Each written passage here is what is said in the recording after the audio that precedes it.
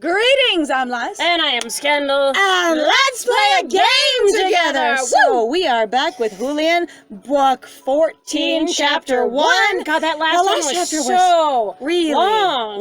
Like, damn, we didn't even talk as much as we usually talk. Like, we just let it go, and it was really long. There we go! Holy cow! The uninvited guest that took 20 minutes to get in the door. Oh my god, the uninvited guest who just sat there going, Hello. Hello. Hello. Hello. Mr. Walmart. All right, Julian and I exchange a wry look because we also wonder where Portia went.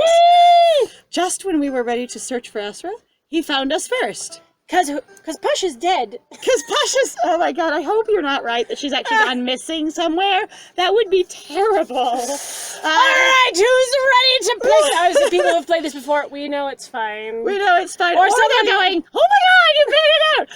I am proud of you. My friend, you guessed we died. You were correct. Scandal guessed it. Yes! Chapters back. The reason we're confused is because we died, and it's fine. It's fine. We actually don't have any family or anything else because we got on with the witness protection program of faking our own death and starting again. I know. Except when we faked it so well, we died. How hard do you want to fake it? Real hard. All right, you're dead. All right, you died. Wait. What? Okay, so if it's still fake, how do I make it work? You have to come back. Okay, I'll do that. I get it. Woo! In that case, you don't remember anything. Oh, I got it. Oh no, look, they brought my character into the game. I can hear the sound of music and laughter, but it's distant, muffled. Nobody is nearby. Hello, nobody. Welcome to our space. It's nice to see you. You're very quiet, you know. We appreciate the gentleness of your presence. Nobody is nearby.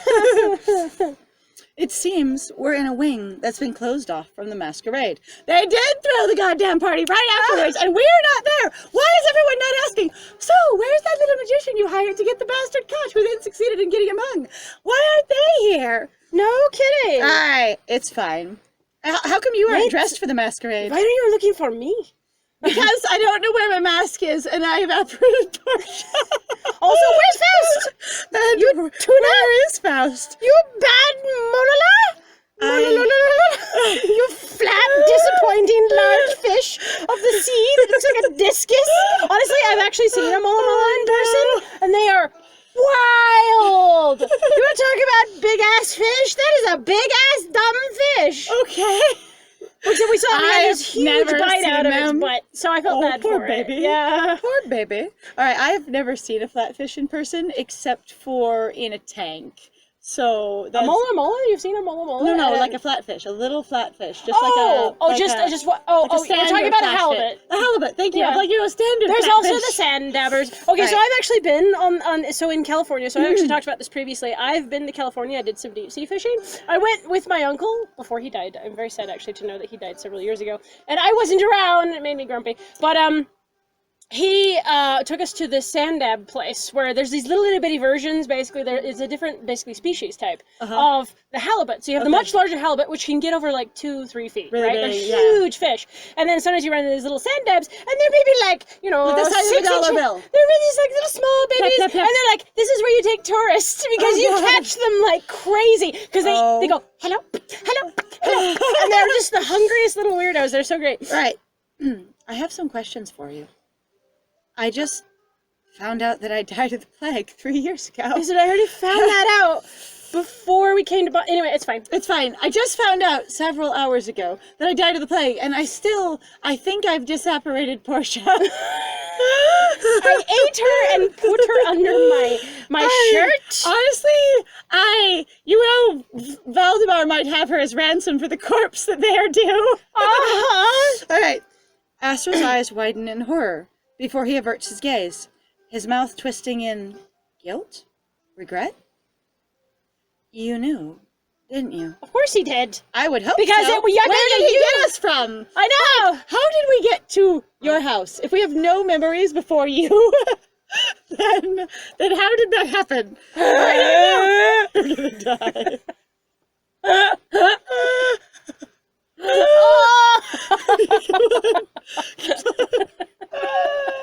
Death creeps amongst us. I am I am a zombie. I want to know how early my memories are. Honestly, Like, I do too. I do. Like, that would be crucial of going, first thing I remember you've said is Asra's face. Yeah. So I should know that he knows if that's the first memory I have. But did I wake up like into a life that I knew what it was and I have cohesive memories after that? So what you've got to know is that the reason for the most part adults can't remember a lot of their childhood memories based on the psychology we have is because that they didn't have words to label things back then. So they had a different coding system for their memory and how they kept track of things when they were a young child. Right. And then you develop a system of words and you lose track of that other system because you didn't have cognitive connection to that earlier labeling system in most people. Some people remember a lot more from when they were 2 and 3 and stuff like that, but most people don't remember much pre-linguistic because their mind used a different sorting and cataloging You had system. a different language, basically. If I woke up with no memories of any kind at all, I shouldn't remember that thing at all. Yeah. Much like a newborn baby. Right? Anyway. Yes, I did. I love how Julian's just standing here silently the whole time. I do nothing. It's fine. I will look amazing. Hang on, I'm going to slowly lift my shirt over my head in front of my ex. Hang on. I just like, we just hide. Hello, my nipples. How are you today? Actually, you know what he's like just crouched Sing to behind him? us, like Muriel style, like you can't see me, Asra. I don't exist. Hi, I don't... Are you alright? You're not... It's not hurting you. I mean, am I dying now? You smartass? Like Having died historically is hurting you currently now. Is previous death a current illness? See, and that's the thing where I'd end up asking, going, what do you know? What exactly did happen? What's the story? But I tried to tell you the truth before, but it never worked. Your headaches... Would do something? I feel a faint throbbing ache in my temples, but it's far from a debilitating Why does finding out that you died hurt you. And also, I'm going to ask the dumb question, really, because for me, I'm like, people go, well, it's how this convention works. And I'm going, no, but why this, of all things, would a writer choose to go, this causes headaches? but Why? also, does it cause headaches because you lost the memory? Does it cause headaches because of the memory? Does it cause headaches because you're pre-language and you can't remember it properly, but your brain's trying to? Right? Is it causing headaches because you're trying to remember your previous life, but your previous life doesn't exist in your mind? Like, what's going on? That's fine. Additionally, for me, I'm just like, so you stopped talking to me every time I hurt. Really? Really? So my head would stop hurting and you'd stop trying to tell me something. Or he would just wipe our memory, which is what he did. Which is what he did in the prologue, which of course we don't remember. Ha, ha, ha. I say, but like that sounds super weird. Like why? Why? I'm also like, how would you know that basically memory wiping somebody over and over and over and over again wouldn't just give them greater and greater headaches? Or cause you other problems. Goofball. Going... Like, damn. Past a point you're going, how did I get here? Why do I not care about this memory of me abruptly waking up somewhere rather than this weird memory over here? Like, that's a weird thing actually to take note of going, your character has only given a shit about this big-ass memory over here rather than all these random blank Other spaces, gaps. which would be weird, Yeah, like by really the way. weird. Like we only seem to creepy care. and sort of like, where am I? What's going on? How did I get here? Excuse me, how did I... Oh, you're just used to just suddenly being places all the time. I think that's how reality works. Okay, cool. That's really interesting. Why didn't we have that conversation? We should have had that conversation. I feel a faint throbbing ache. It doesn't hurt. I just want to know. How did I come back? Do you know? Yes. Well, sort of. I know I performed some kind of ritual during the last masquerade. Hang on, did I die on the night of the masquerade too, while Julian was in fever and also dying? And also while Lucio was killing himself or dying? / being killed by Slash someone? being killed by someone something? Did you kill him, Asra? Asra, I tried to frame Julian for it, but Muriel couldn't get in there fast enough. Damn it! I tried. I did my best. I'm sorry. I let Muriel kill him. I don't. I mean, Muriel might be on board with that, honestly, considering what it seems like his reaction. So thank you again, Heartseekers, for this. But it seems like his reaction every single time to Lucio, whenever I've seen them, is incredibly aggressive. Or, like, incredibly uncomfortable. Deeply. Like, I want to break your face in, possibly. Right. Just to get away from you. I'm like, really? Did we die on the night of the last masquerade? Also going, okay, if we died during the masquerade, then really Julian has nothing to apologize for because he was desperately, deeply sick with fever during that time. Oh, yeah, that makes his... I wasn't paying attention to you while you were dying. And really, also the thing honestly. is that the plague, basically, we don't know what its incubation period looks like, how long it takes, what necessarily all the symptoms look like, how long they last. It sounds like they last for some period of time. Basically, you get symptoms and you're dead 3 days later is the only information we've got. Did they actually say specifically? That was what Valdemar said, like one day you get a headache and 3 days later you're essentially dead. Essentially dead. Okay. So that's what I remember, but I'm just like, did we die on that night? Everyone died on that night. Wait. Huh? Does that also mean then, so you were dying that one, so that means somewhere like the day after? Or like somewhere, so range-wise for us. So we would have had to have gotten sick then 3 days later. So then for Julian, the same thing, if that holds true at all, that would still need to be the same story. We got sick about the same time then, because that would have been his basically third day of I'm falling into the death experience. Yeah, right? And going, or had we been dead for a while, and he just cast a spell on this corpse, this one particular corpse during the masquerade. For some damn reason. For a reason. Like, why? That's weird. Some kind of ritual. What, you don't know what kind? But I don't remember exactly what happened. I wish I could tell you. Someone grabbed hold of your soul like a rag doll and went, I mean, it could be one of the otherworldly beings, and I'm guessing, so if everybody really is tied to one of these giant, amazing Arcana doofuses, then clearly, since the Arcana goes, technically, it has 22 cards in it, not 21. What we've probably got, what are you doing? What we've got then is that, the only thing I could think of is basically that it's like, I don't know, I imagine Asra I think we're somehow tied to the Fool, wherever the Fool belongs to. Because that tends to be the most classic one of going, this is the blank slate one to start with. If you're going to do anything Arcana themed, you're the Fool. You're always the Fool. Right? I was going to say, and the thing is yeah, that like, as far as I know, which I don't know tarot very well, but even based on, a crappy old horror movie that I saw, and I say crappy loosely because it had some good themes and was fascinating, People Under the Stairs. They really did. They had a tarot reading at the beginning, and it's like, you're the Fool. You're the blank slate. You're the one who's got to decide what to do and who to become. Right. So if we are the blank slate character, then that's what we need to do. Except for the fact that also doesn't make sense because we're not really having a lot of blank slate answers. We're having a lot of really directed answers. We're having I think we got this. I would not choose either of those things. Don't got this. I've lost it again. Asra, thank you. Whatever he did to bring me back, it couldn't have been easy. Why don't we ask, why did you bring me back? Yeah, that would be a good one. Why? Why? It was worth it to give you a second chance. Did you bring other people back to life that night? Was it like a big ritual spell? Like, I want to know why me. Is that why he struggles so hard with where his own problems are? Because I still think he has something on his chest. That's probably like some goofy mark like, Julian has on his throat. So, like, because the running theme is there, because he's got the sash across. I'm like, I think it's right here. Okay, that's a guess. Go ahead. So, well, they say you only live twice, right?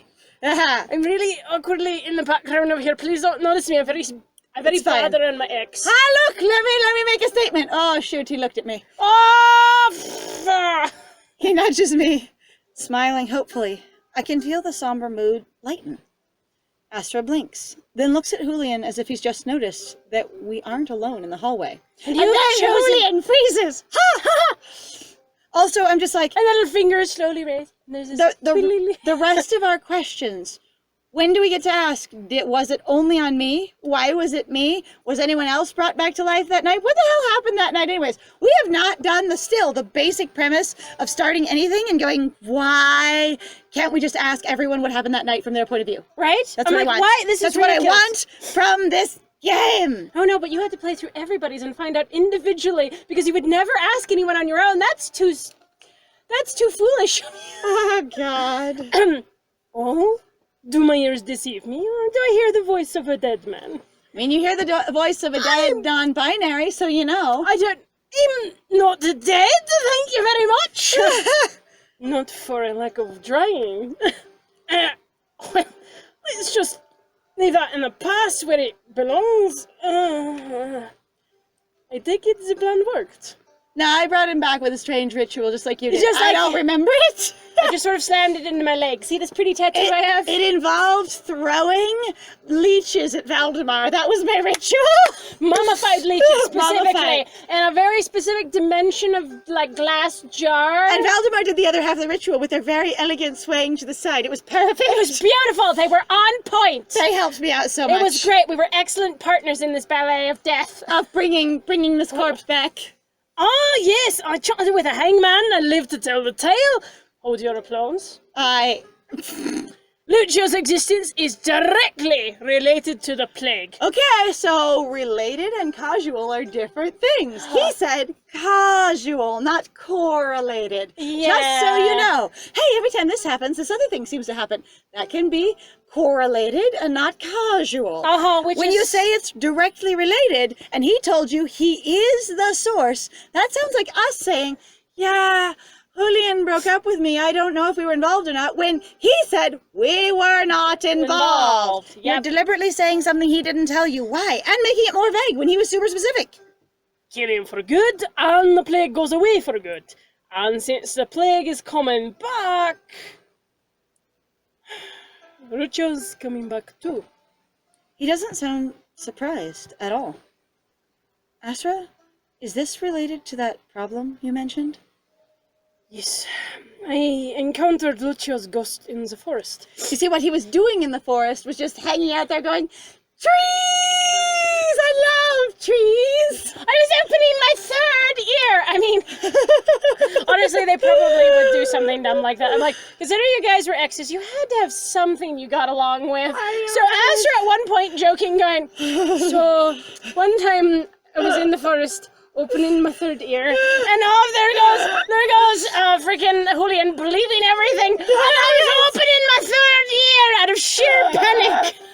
Yep, pretty much. Sounds about right. We don't know anything from Asra and have learned nothing over however about 3 years. Why not? And Julian doesn't know anything from Asra and learned nothing during the time they dated. Why not? Asra, Sure. do you ever tell anyone anything? Like you said. Maybe the reason you don't tell anyone anything is because you genuinely don't remember any of it. Uh-huh. I am quiet and mysterious because I don't know anything. I am quite mysterious because I don't know jack shit. But something was wrong. He didn't look human. He looked like a white god standing. It was him. Standing upright. Well, Like, look, again. the painting is of him. So did he paint that after he died and made everyone forget it wasn't there before? Or did he really just go, this is how I see myself. And now This that is I my have, furry. This is it. And This now is my persona. that I am the essence of myself. I had been that thing in all but body, and now I can be it in body as well. Yes. This is my persona. sigh. Whoa. Like that painting in the dining room. Thank you for one time mentioning something that we connected to something else. Yes! Yeah. That goat with the ruby red eyes. I feel a prickle of discomfort just remembering it.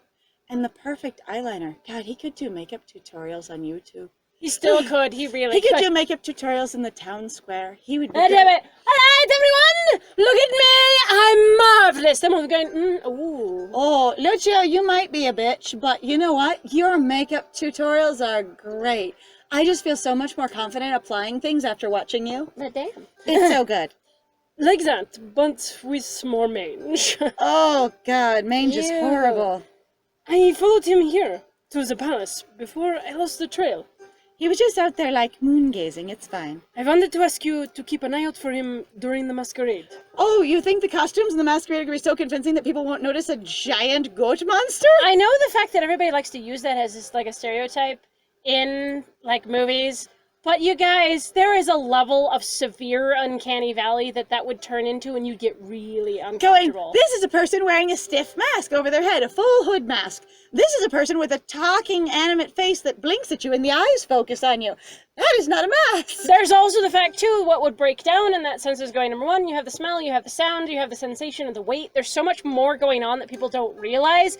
Plus, why do you think people touch real, like, extremely realistic-looking costumes? Because they're going, this is an uncanny valley thing. I need to know whether or not this is actually what I think it is. and then they usually tend to confirm it, and then they drop away from it. Yes. Kids tend to not be able to put it down longer, but you really will watch adults go, I need to touch this costume. Confirm it's a costume. Yeah, and so they would touch the shit out of Lucio. Everyone! He's breathing, and I'm finding ribs, And there's fur. and it's not... And it's soft, and there's flesh under the fur. Yeah, and that's also I'm it. feeling a pulse, and what? No, you'd freak out. Yeah, no, you're a monster, thanks. Yeah, thanks. You think he'll make trouble? Maybe. Then again, maybe he'll be too vain to show himself in such a state. He sounds like a freaking terrible, self-centered person, but alright. Go something, eh? This sounds like a job for the two of us! Not? You know what sounds like a job for the two of us? Bathing and putting on clean clothes. Can we do that? Like, that sounds like the job for the two of us. Also, we Please, are not Grandma. dressed for a masquerade at all. No kidding. Before you join the party, you will need masks.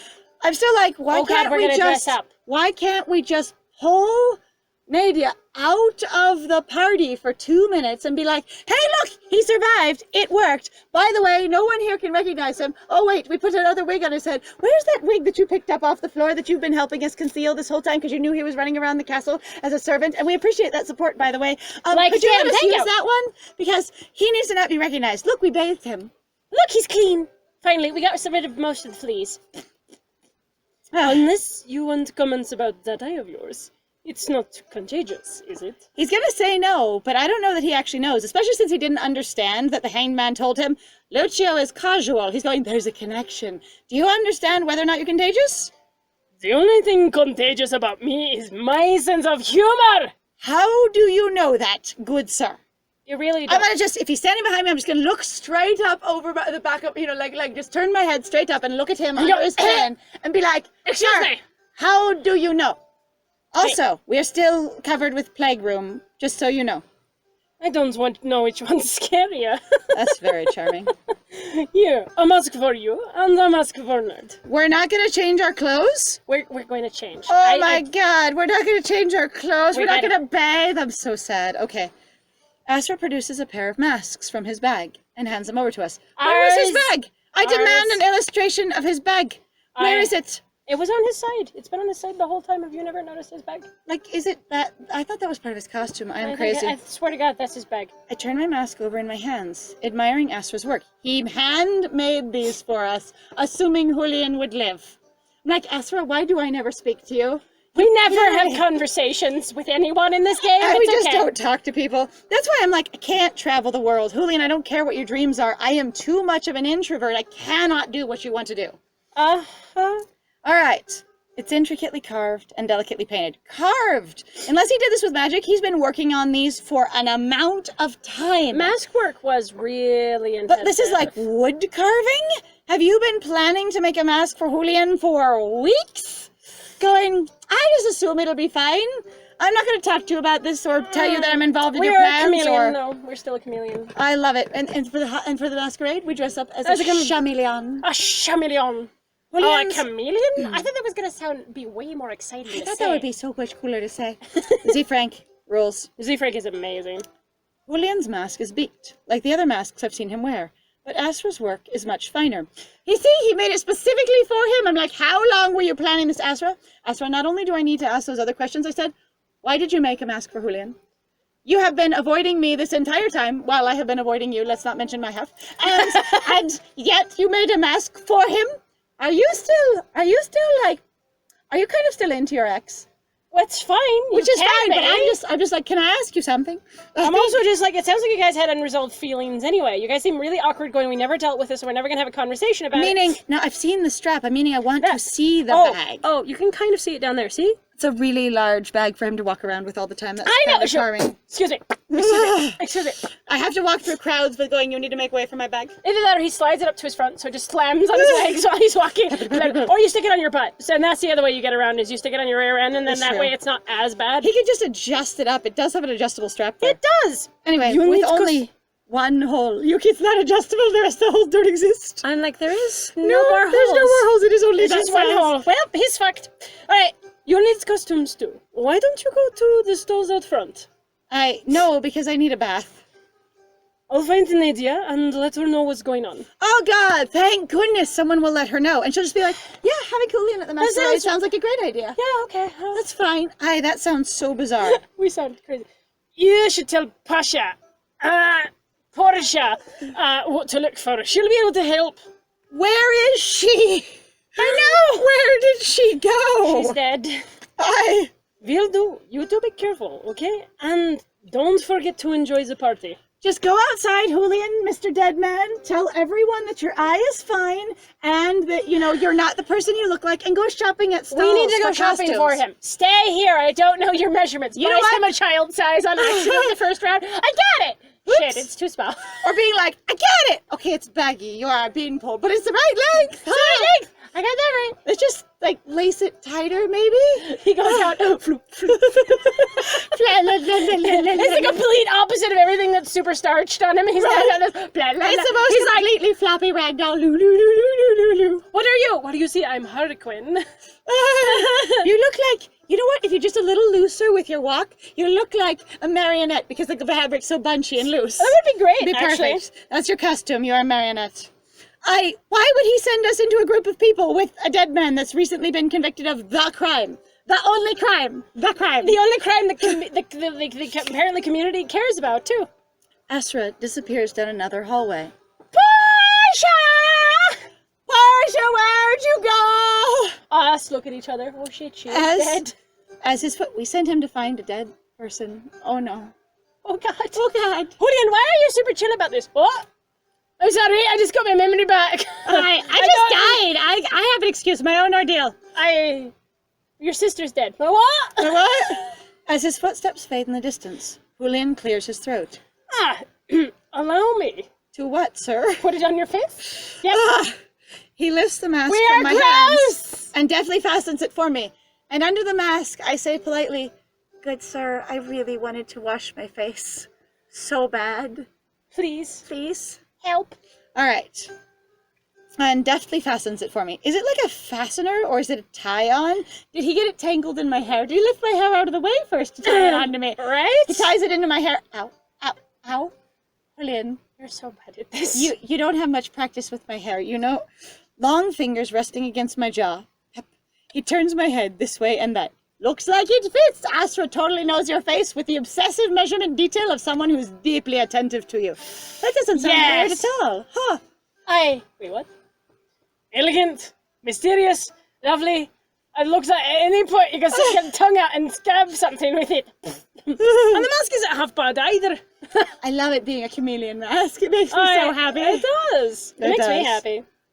That's great. Now please don't put yours on until after you've bathed. Okay? You have lovely skin. Let's not ruin it.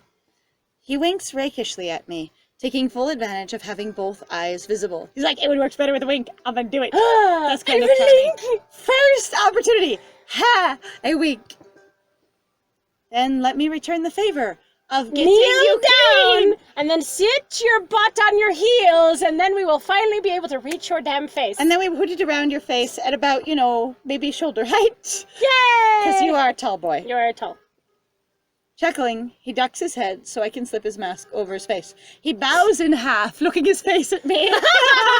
Hey, going, it sticks his butt and it lands against the other side of the hallway, and we're like, "Yep, I'm gonna get your face now." He's like, "Good." He's like, "Good." Hands on knees. Mm-hmm. Yep, I got it. Good job. So I can slip the mask over his face, and I try tying it into his hair and also pull his hair because it's a fluffy, crusty mess of doom.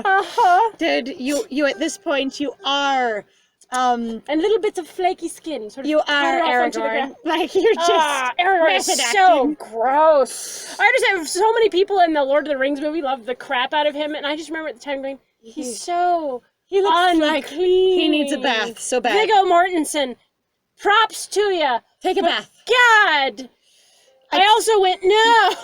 I tweaked the mask's beak, adjusting its position until... It was playful, and then he went, oh, hang on. The red sclera of his right eye is hidden. So it only has one eye, this mask? That'd be really weird. That'd be super wide.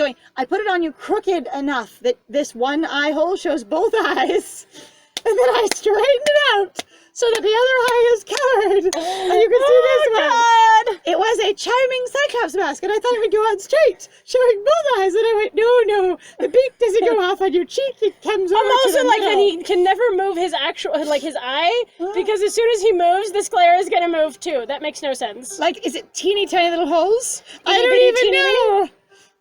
If I didn't know what I was looking for, I wouldn't see anything amiss. So they're just like pinholes in front of his eyes? I don't understand this mask descriptor. It's fine. Oh no, that would never work. To just hide the sclera of his other eye. Just that. You're hiding the whole damn eye. Yeah, that's what you're doing. Eye cannon, there is no opening on the other side of the mask. On the other hand, you still look just like yourself. People will recognize you. Also, you are still gross. Please don't put on new clothes. Oh my god. You're right! It's unclean down here! You're right. So Hang are on, you. let me rub my armpits in your... You know what? I think I have a cloth in my bag. If you won't bathe and I don't get any dialogue options, let me at least hand it to you for your armpits, please. God. Please. Everyone will You still know. have blood caked in your hair from 2 days ago, my dear. Oh, God. Ew. That's just perfect. Thank you, my dear. Astra handmade that for you to fit your face exactly with no chafing. He really pays a lot of attention to the people he pays attention to. Even as much as you Doesn't guys he? seem like you had a really crappy breakup, you still really seem incredibly fond of each other, which is... Maybe he made this thing an ass long time ago for Julian, for the original masquerade, and it never got used. Back when they were involved. Maybe. He could- Wait, and he he made thought- one for us, too. And I would say, and then this time around, he made one for us. Or he knew us back then, which I don't know. I mean, if That's a question Julian and him knew each other at the time, it serves to reason that Asra would have at least shown up at the clinic that we're implying that we And then clearly they worked go, at. okay, so how many other people worked at the clinic, and did you know any of them? I can't wait. ask this. I need to ask this. Who Why? else did we work with? Did I have any friends among the staff? What was going on? What was my life like? Because we don't seem to have any damn memories. Also, why didn't we keep doctoring if that was something we liked? Did we not like it Right? anymore after we came back to life? Also, again, if you can just teach magic, then clearly Julian and everyone else and their grandma will know how to do magic, and y'all are full of it, and magic's not a limited thing at all. I mean, Pasha could learn it. I still want to know what she learned. Me too. Now, let's take a look at those costume stalls, eh? I don't think they're going to encourage you to wear anything in the state you're in, my dear. No kidding. We have to go all the way out of the castle and outside of the front gates. The path to the palace is lined with stalls, attentive vendors, and discerning partygoers. Okay, everybody. Usually you got your costumes ready custom weeks before these damn things. As soon as she announced that she was doing this once he was caught, people should have been preparing their stuff then. Like, way all the way. Like, the commoners I use loosely and hopefully not offensively, shouldn't have, like maybe individuals of stalls, the lower classes, but you because should this be is what like, this is. like, this sounds really like Renaissance Festival, like, the vendors didn't show up to sell things until the day of. Your streets should have been lined with vendors selling costumes for weeks. Let alone every dressmaker and tailor going, we'll make you a costume in their window. And also going, we are booked out the ass. We don't have time to make extra costumes to sit on display unless we have one of our apprentices making them. Right. Except for they're probably doing the stitch work after we put the main garment together. Yep, pretty much, because that's actually why you had apprentices and everything else, is because they tended to do the smaller, less important bits. Yeah, the parts that weren't as big of a deal or didn't require weren't going to get as much attention. Yep, or scrutiny. was simpler. Yep. All right. Lined with and discerning partygoers. It's so crowded that, for a moment, I falter. Will anyone recognize Julian? Yes, and they should.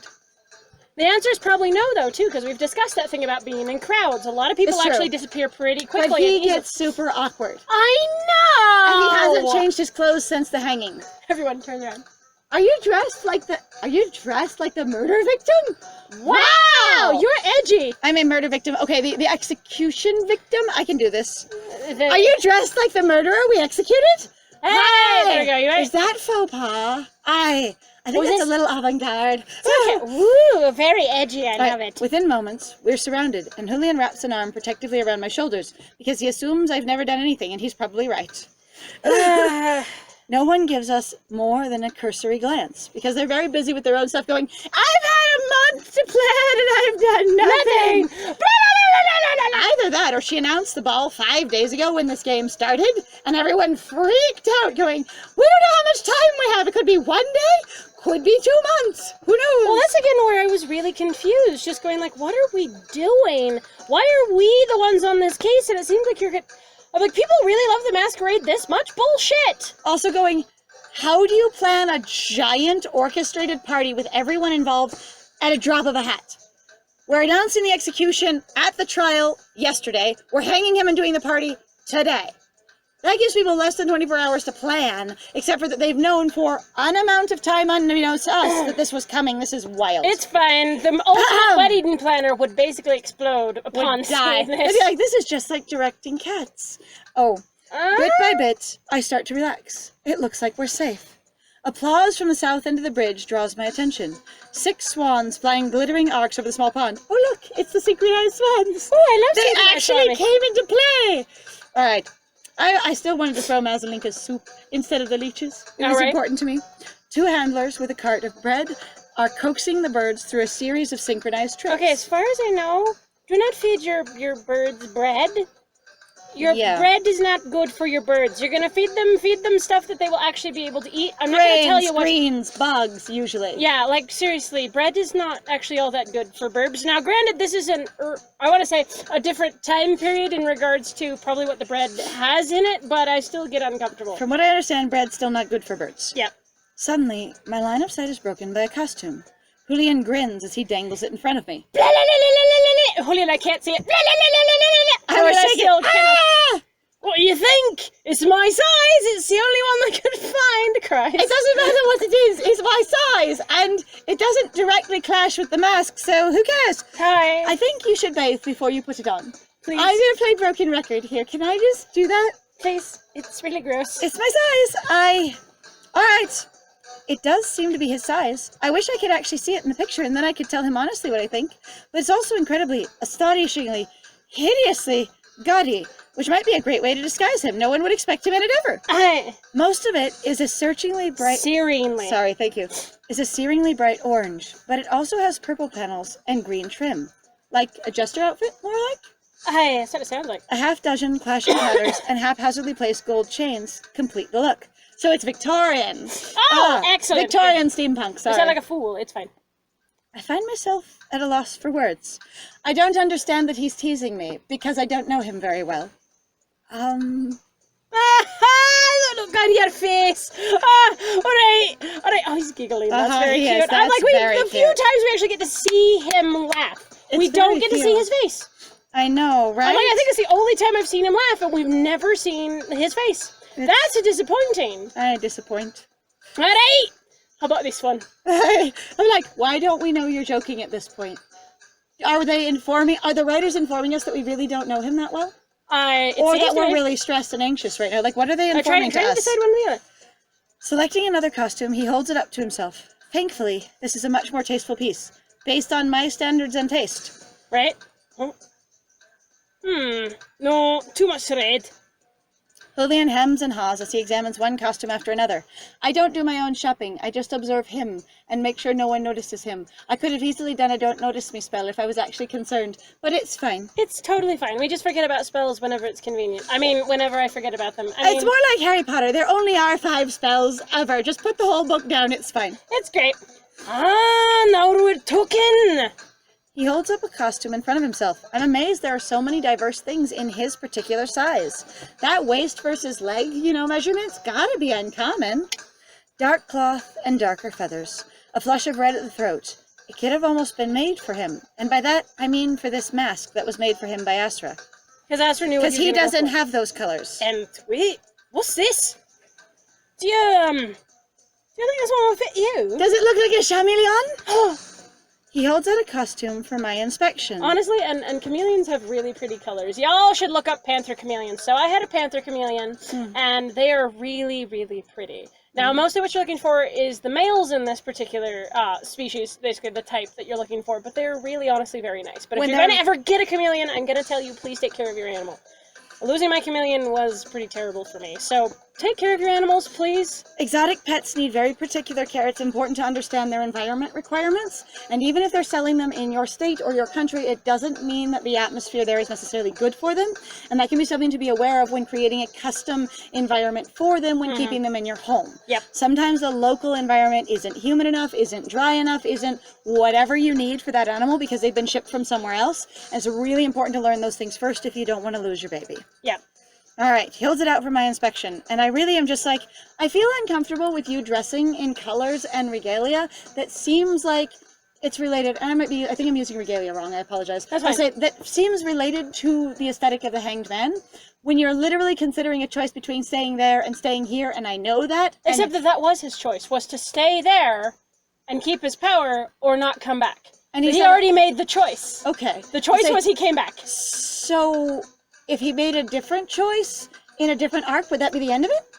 Like, I don't know. If he made different choices, would it end early? As far as I can tell, that was the choice, and he made the choice to come back. Anyway, I don't know if I'd be comfortable with him dressing as the Hanged Man. Just personally going, that feels a little weird. If you've got this really strong extraplanar connection to this particular being, I don't know if dressing as them is an insult, or it's going to connect you closer to them, or what that is. And whether or not the giant birdman would seem to like it. Now, he seems to be kind of fond of Julian, so I don't know. But yeah, honestly, it would be interesting to find out more about their relationship, just of going like, what do you guys actually have to do with each other? You can have gods who really are just like, I love this one. It's fine. They're fantastic. Hello, I'm going to keep that one. Why do you like them? Excuse me. Perfect, that's why. That's why. They're perfect. Hang on, I'm going to eat them first. It looks like it'll fit, but more than that, the cut, the color, the accessories suit me. Why does he know so much about me? Here's my question. Why is he a doctor? He seems really more like he likes fashion and he likes theater. And he also likes being rowdy. On the other hand... Basically being the contributing part of the problem. You're a doctor, what are you doing? I'm killing people and I'm attacking them in a bar fight, and isn't this fun? Like, I'm like, you seem so at odds. Whose really primary thing of going, I'm a doctor, I can't help and save people. You literally stabbed someone in a bar fight that you sort of instigated because you wanted to be macho. Like, really? How is that fitting with your doctor's code of I want to help people? You mean you want to help people on your terms, in your private ideas, because you feel like it? When it suits you? Yeah, right? Here's your oath. Fuck it out the window, I guess. I guess. I really want to do great. And then in your own dream of traveling, you get in a freaking ton of fights. Do you know fights hurt people and then they need doctors? Do you know that happens? Julian, have you ever thought that far ahead? Sounds like that. He's been paying attention to what I like to wear. Interestingly, since I've only really won one thing since he's met me. Two things. And one of them was picked for me by Nadia. Surprised that he can pick out my fashion so easily from those two options. Is that, I know, I base it off the fact that you never really change clothes. So here you go. So I assume this would be sort of what you like. It's like the same costume. There's a stupid chameleon on the front. Right? Yay! It's a t-shirt with a chameleon. It's like my shitty-ass shirt. God. The thoughtfulness of the gesture makes me smile, even though I'm baffled at how he came to that extrapolation. Julian, when you were breaking and entering, did you go through my closet? What? I think I'm not... Okay. I thought this was Asra's room, right? Freaks out. I see. Shut up. So you were going through Asra's closet, you thought? I didn't say that. Anyway, we're going this way. So much better. I'm so much better. It's fine. It's fine. Behind us, an attendant clears her throat. Are you ready to try on costumes? Please follow me. She leads us to a row of changing tents. Most of them are small, just large enough for one person, like the cage that Pasha and I squeezed into. Oh boy. Exactly the size for one person, which clearly means we're changed together in the same tent by not moving at all. I can change. Oh, you're right. It's fine. I just gotta have a black eye. It's okay. Just large enough for one person. Don't bend your knees, Julian. They'll stick out the sides. His little legs start. Every time he bends his knees, they're like. It's one of those things where like he's wearing the tent and he can just walk around with it.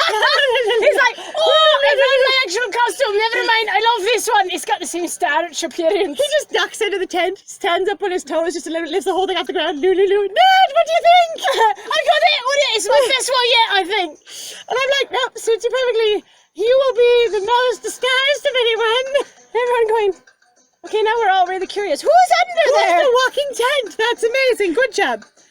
But I can also see a tent that's big enough for two. We should probably help him before he does anything stupid. We should absolutely help him. You know why? Because he's gross. And maybe we can clean ourselves a little bit with like a canteen of water and a washcloth before we put on these costumes. All right, if we try them on and we don't buy them, the next person's going to be sad. Like, no kidding. How about it, nerd? Sure. Let's change together. We should just change. It's fine. We'll change together. Why not? You like to have fun? Yes, I can't reach. You mean the reason you were helping out with Sarah is because you don't know how to put on clothes, just like when you were at your sister's house? Shut up. I hate this call out. So everywhere I go, I get called out. It's like I wear my jacket, I get called out. I wear a mask, I get called out. I wear an eye patch, I get called out. I don't have any buttons on my shirt. You call me out. I hate it. I never change clothes. You call me out. If you bathed, I wouldn't worry about it. Here, let me go shove you in the fountain real quick. Actually, look, there's swans. Hey, hold on. Come to the edge of the bridge with me. Look. Do you see that? No, lean a bit further. Oh, look. Oh, no, you fell. Scared him scrambling and splattering in the water. I can't swim. Oh, God. I dive in after him because obviously I could swim because I did it in the netherworld. Oh, clearly. And then I drag him out of there while casually rubbing his hair through the water. Okay, it's fine. Oh, look. Oh, look. I was swinging you to shore, dolphin style, as I rub the dirt out of your hair with my other hand. It's fine. We got it. Okay, so head cannon, I pushed Julian off the bridge to get him clean, and then we got in the tent soaking wet together, but mostly clean. Done. It's fine. We're gonna die. Clip. Go on in. Please, enjoy. Suddenly, everything is muffled so much as to go, the only world is this tent. That's it. Not that we weren't in, a single world with very many dead people anyway, but You do realize how tenuous your situation is. It's okay. And cracks it out of his hair. Vince. Asra somewhere. So uncomfortable. Nadia, what were you saying? Nadia. Do you know why we stopped dating? It was really a difference in opinions about hygiene, really. That's really what it was. Just hygiene. What are you talking to me about, dear? Well, you've apparently forgotten a lot of things, not to bring it up, but It's because I am alive! Dear, I don't want to be rude to you, but you realize they're celebrating your death. Yeah! Wow, you're really edgy. I know! Yes! Dead me is my favorite me! I love this afternoon of playing Oh! Do you think I can wear the Red Death costume from, that movie? What was it called? Phantom of the Opera. Let's do it! That's great, it'd be great. Where I can actually remember it instead of being... If I've ever been to anything ever in the past, I don't remember it. I remember Asra teaching me language, though. I keep waiting. That was fun. I remember him teaching me how to write and read. I remember him teaching me what herbs and things were. I remember him losing track of me completely when he had to start traveling again, and I kept teaching myself at home, like a good school child. I get it. No, I keep waiting, honestly, for somebody potentially, because you have to consider, so with the plague, a ton of people died, obviously. Yeah. I'm going so is your family gonna sort of burst in at one point and be like, you, and you'll be like, I have no memory of you, whoever you are. Right? Hi. That'd be great. Can I help you? Also I'm going, bah! And you're going, who knows me? Where did I come from? Who else would recognize me? Did I come from another city? If I go back there, will people go, hey! Yeah. Is this the name I used to have? Or have I transitioned to a new name? Oh, you never know. All right. I feel like it's a bit morbid, to be honest. Oh, I mean... I giggled ferociously because he tickled my damn tummy. Are there fire eaters and people on stilts looking really theatrical? Because if it's not like the vampire ball in, Helsing, I don't know if I'll like it. There's also the thing, too, if it's not like Cirque du Soleil, I don't know what we're doing here. Right? Exactly. I love Cirque du Soleil. Which, honestly, that ball was very Cirque du Soleil. Yeah. It had many performers, contortionists, acrobats. It was pretty good. Oh, yeah. Because I know he doesn't know how to do it himself. Yep. Do you like sweets? I don't even know what you like to eat. Yeah, we've never had that conversation before, have we? And I know you like the, knock me out sand soup, but other than that... And the little sticks. I know you like sticks. Yeah, and definitely stick soup that we never ate and is probably starting to get a bit off in my bag right now. I used it, though, to fight Valdemar. I did, so never mind, it's gone. But I would have to apologize to Mazalinka for breaking her container. I'm so sorry, I broke your container. My what? My what? Hang on. Remember you gave me soup? Oh, it's fine. It was a gift. It was a gift. It was made of butt anyway. I didn't like it. After apparently finishing getting me undressed, or I finished getting me undressed. You're gonna keep tickling me. Falls over.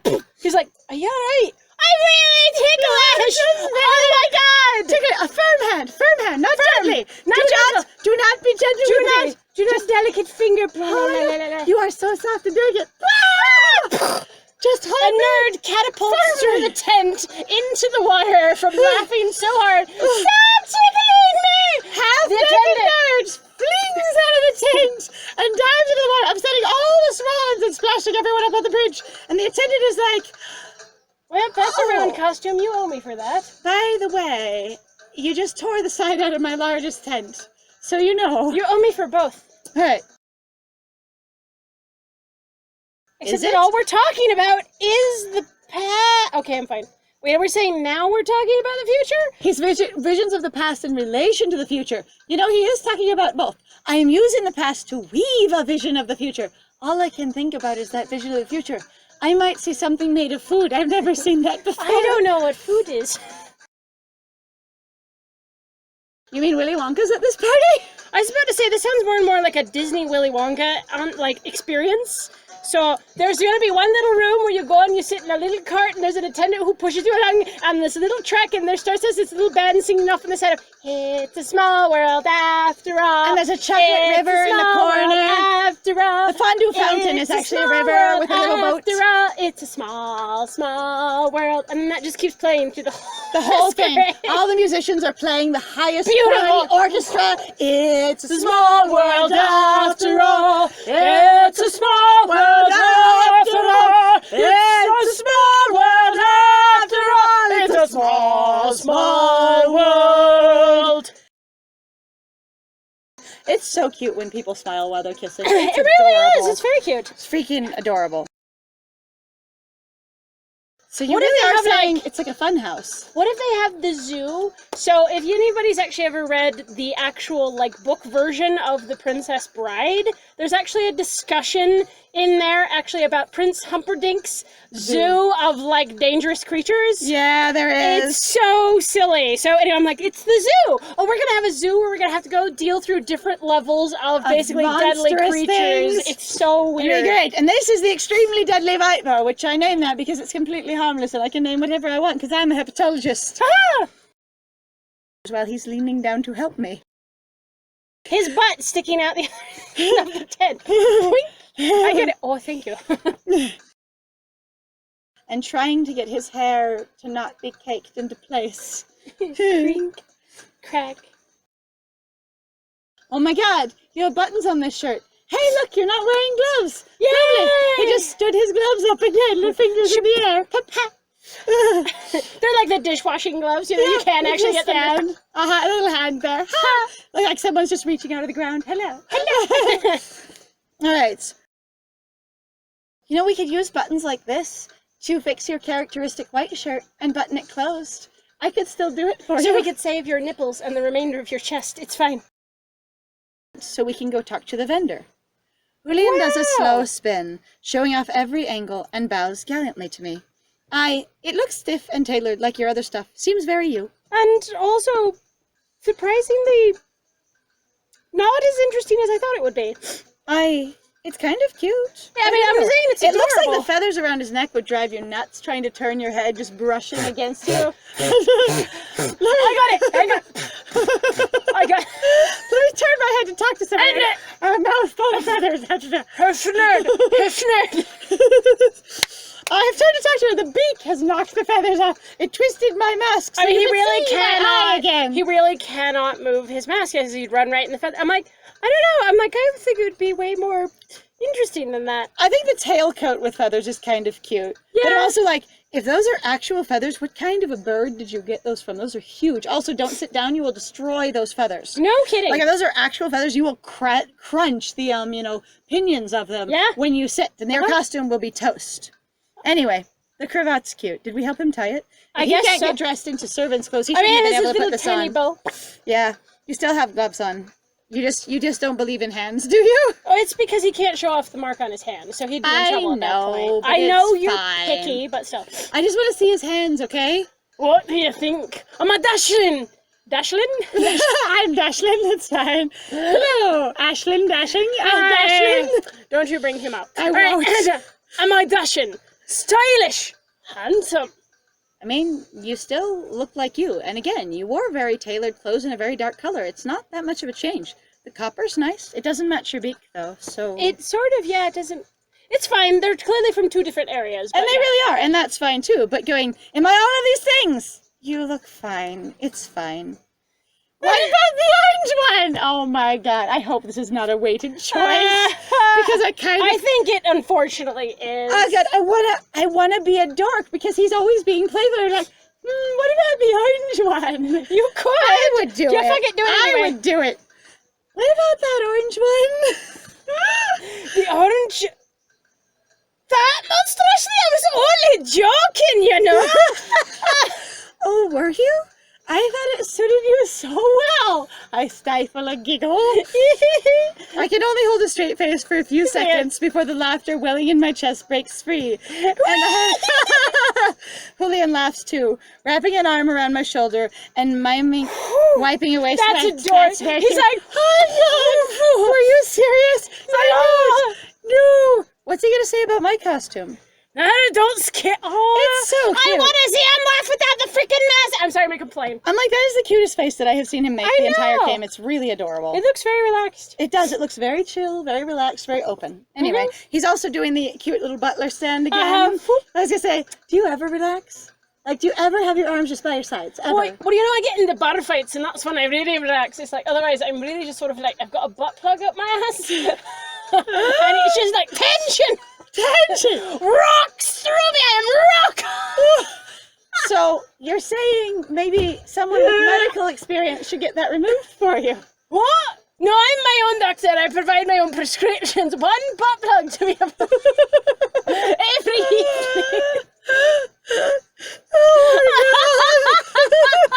Doing this with a voice makes me so much happier. I'm sorry, you guys. I'm a 2-year-old sometimes. It's okay. You really do look amazing. I'm glad you like the butt plug. It's got some rubies on it. And a little stiff. Like a bit stiff. Yeah, that's because it's a little small. I'm thinking stick up your ass syndrome more likely. No, I tell jokes. Everyone loves my jokes. It's fine. As do you, my dear. How can you be so casual and always have such perfect posture? Like, you should slouch. Most really tall, imposing people, they slouch. They really do. God, every tall friend I have slouches because they're conscious of their height. Like, all of them. Every single one. You have perfect freaking posture, Julian, all the time. Shoulders back, spine straight. I'm like, do you really have a ramrod right up the center of you? Like, really? I mean, you could. I honestly, like, I see Muriel is mostly slouching a lot, which makes a lot of sense for him. It also... Like, he's defeated anyway. Yeah. But, like, and then he's still taller than Julian, which is amazing. Like, damn. So, we have to tell him that he's dashing and gallant and lovely and glorious and handsome. And he's like, you look great too. He's like, you look lovely. It's all about you, wasn't it? Yes. Hello, my dear. It's all about you. He did say you look great too. No, that's what I said. You look great too. We spent 3 pages on him. Yeah, I know. And you look great too. That's a good point, actually. That's happened a lot. He picks it out for us. And then he's like, you look great too. It's fine. You're like, you picked this for me, jackass. Do you think I look like a turtle or what? Commentate on it. Say why you think it looks nice. How you think it suits me. Oh, except but if I do that, it'll ruin the experience because then they'd actually have to give you an animal. Ah, damn.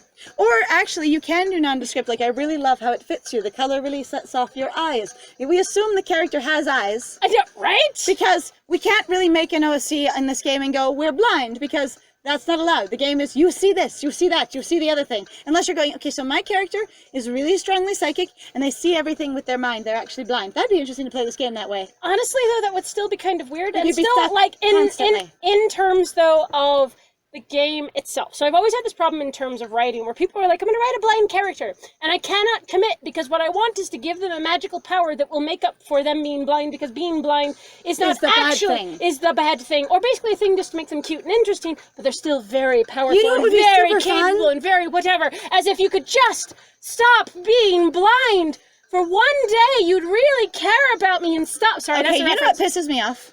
When they're like, this character has a disability. They need to overcome their disability to make the relationship work. Therefore, they will, in my script, overcome their disability when love will conquer all and make things work. Which is That terrible. is not how disabilities work. And just because your situation is harrowing enough, amazing enough, important enough, it does not mean it will go away. So actually there's this movie. Oh God, I'm not going to remember the name of it. I can't anyway, remember it either. Yeah, this guy that has amnesia, and he always tattoos things on himself because he's trying to find his wife's murderer. Right. And in the end, you find out that he actually killed his wife because she was trying to make him remember. She was trying to create a harrowing situation wherein if things were so important, so necessary that he remember, that because he loved her, he would be cured, just like they do in other movies. And in this one, he wasn't, and he killed her with an insulin overdose. And she cried about it because she's like, if it was important to you, if you loved me, you would remember. You cannot overcome a disability just because it's important. Now, people can overcome their disabilities, but it is not convenient to the plot, and it is not required of them to be an awesome person. No kidding. All right, Julian waves, flagging down the attendant from earlier. We'll take both of these costumes, please. They're just perfect. You didn't ask me what I thought of mine. You just told me it looked good. Yeah, I know. It's fine. We like apparently don't have any conversation. It itches, but it's fine. It's fine. Before either of us can reach for our coin purses, and the attendant shakes her head. You're a nerd, right? The Countess sent word. Your costumes are courtesy of the palace. We'll be sending them our bill later. Also going, so who do you think my companion is? Your costumes, you and your +1. Maybe. Who do you think this is? Like you don't know. And your clothes will be waiting in your rooms after the party. You mean we're going to leave them in the tent? Gross and disgusting. I'm sorry that you have to handle those. You know what? Let me just take them to my room. It's fine. I actually, it would be a good thing. Hi. She gives us a curious look, clearly wondering who exactly we are. Julian grins mischievously at me. Am I so identifiable that she can recognize me as the palace magician nerd? I mean, they did say in the beginning that everybody knows who we are and everybody talks about us, but apparently... But we went out with a mask on, just like he did. Oh. So how does she recognize us instantly? But they're going, you're a nerd. But how do we have she has the knowledge of, you're a nerd, so you're tied to this thing. You'd have to have some weird descriptor and they'd have to explain, like, that's silly. There has to be some way that we are super recognizable, and Nadia described us to every single vendor down there? It's fine. I'm just gonna die. It's alright. It's fine. It's fine. Thank you. Of course! Enjoy the masquerade! We'll have to thank the Countess later. For now, shall we? Okay, that's adorable. That's very cute. How do you have the little glowy lights? Do we have electric light technology? No, it's magic. Is it magic? The music changed. Oh, it's a new music again.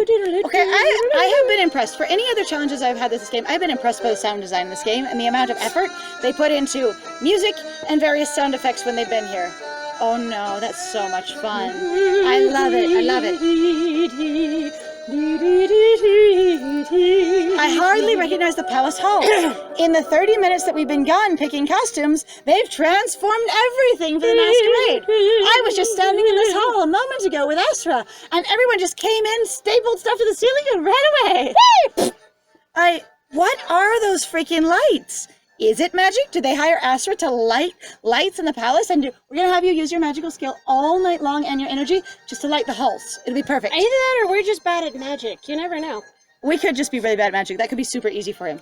Everything feels different, as if I'm seeing it for the first time. Because there's no way you're telling me those are tiny candles in there. Like, period. You're not going to convince me. We're surrounded by decorations, music, uniformed attendants, which we didn't know where came from because we've never met any of the staff. No, they were just hires for the night. It's fine. Okay.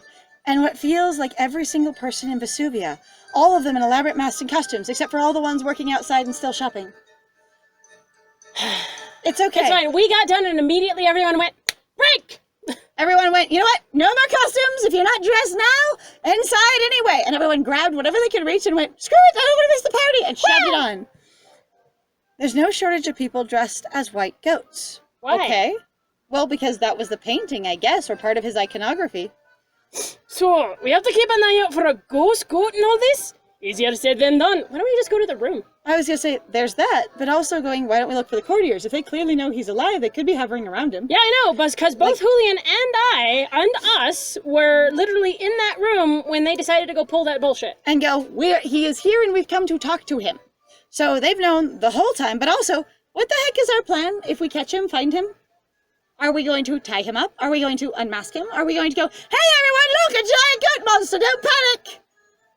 I don't know! It is I, Julian! This is the goat monster that I didn't murder, but I'm gonna murder him now, no double jeopardy! Ha! That's the other question, too, of, like, when you find him, what are you gonna do? You gonna kill Also- him on the floor again? Is the party all in the hallways, or do we get to see the ballroom?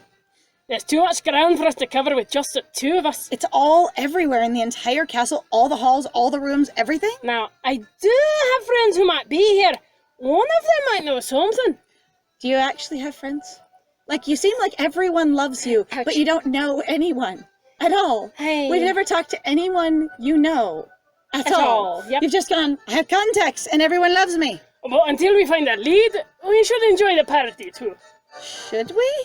I mean, I've done so little work in this case anyway, I think maybe now might be the time to work. Why don't we start in the barroom? It's always spectacular.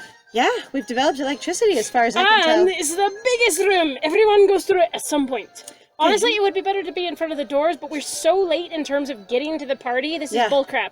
Like, I would have been like, we are going to fight. Like, Nadia should have had costumes for us all ready to go. Yep. We should have already been ready to go and been waiting there at the doors watching people. And had a plan going, if he survives this, here's what we're going to do. Yep. Going, everybody's not the, well, he may or may not survive this, but a whole plan for if he does and a whole plan for if he doesn't. Yep. Going, Nadia doesn't know that Lucio's there, so we didn't know we were going to be doing any of this tonight, but obviously we knew I would be attending the masquerade and that Asra would be attending the masquerade. What's your plan for talking to everyone about this?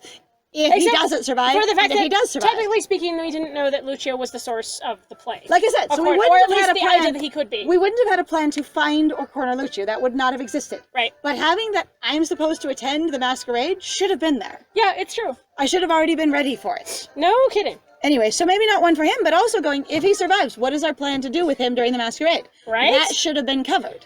There's lots of little tiny conversations that just needed to happen, and they all string together into such a big mess that it... Oh, there is a ballroom. Also, Hello! I'm going... It's Beauty and the Beast! It really is. That is... That's very pretty. That is Beauty and the Beast, like, hands slapping down. That is the... I love the giant minotaur in the back. That is lovely.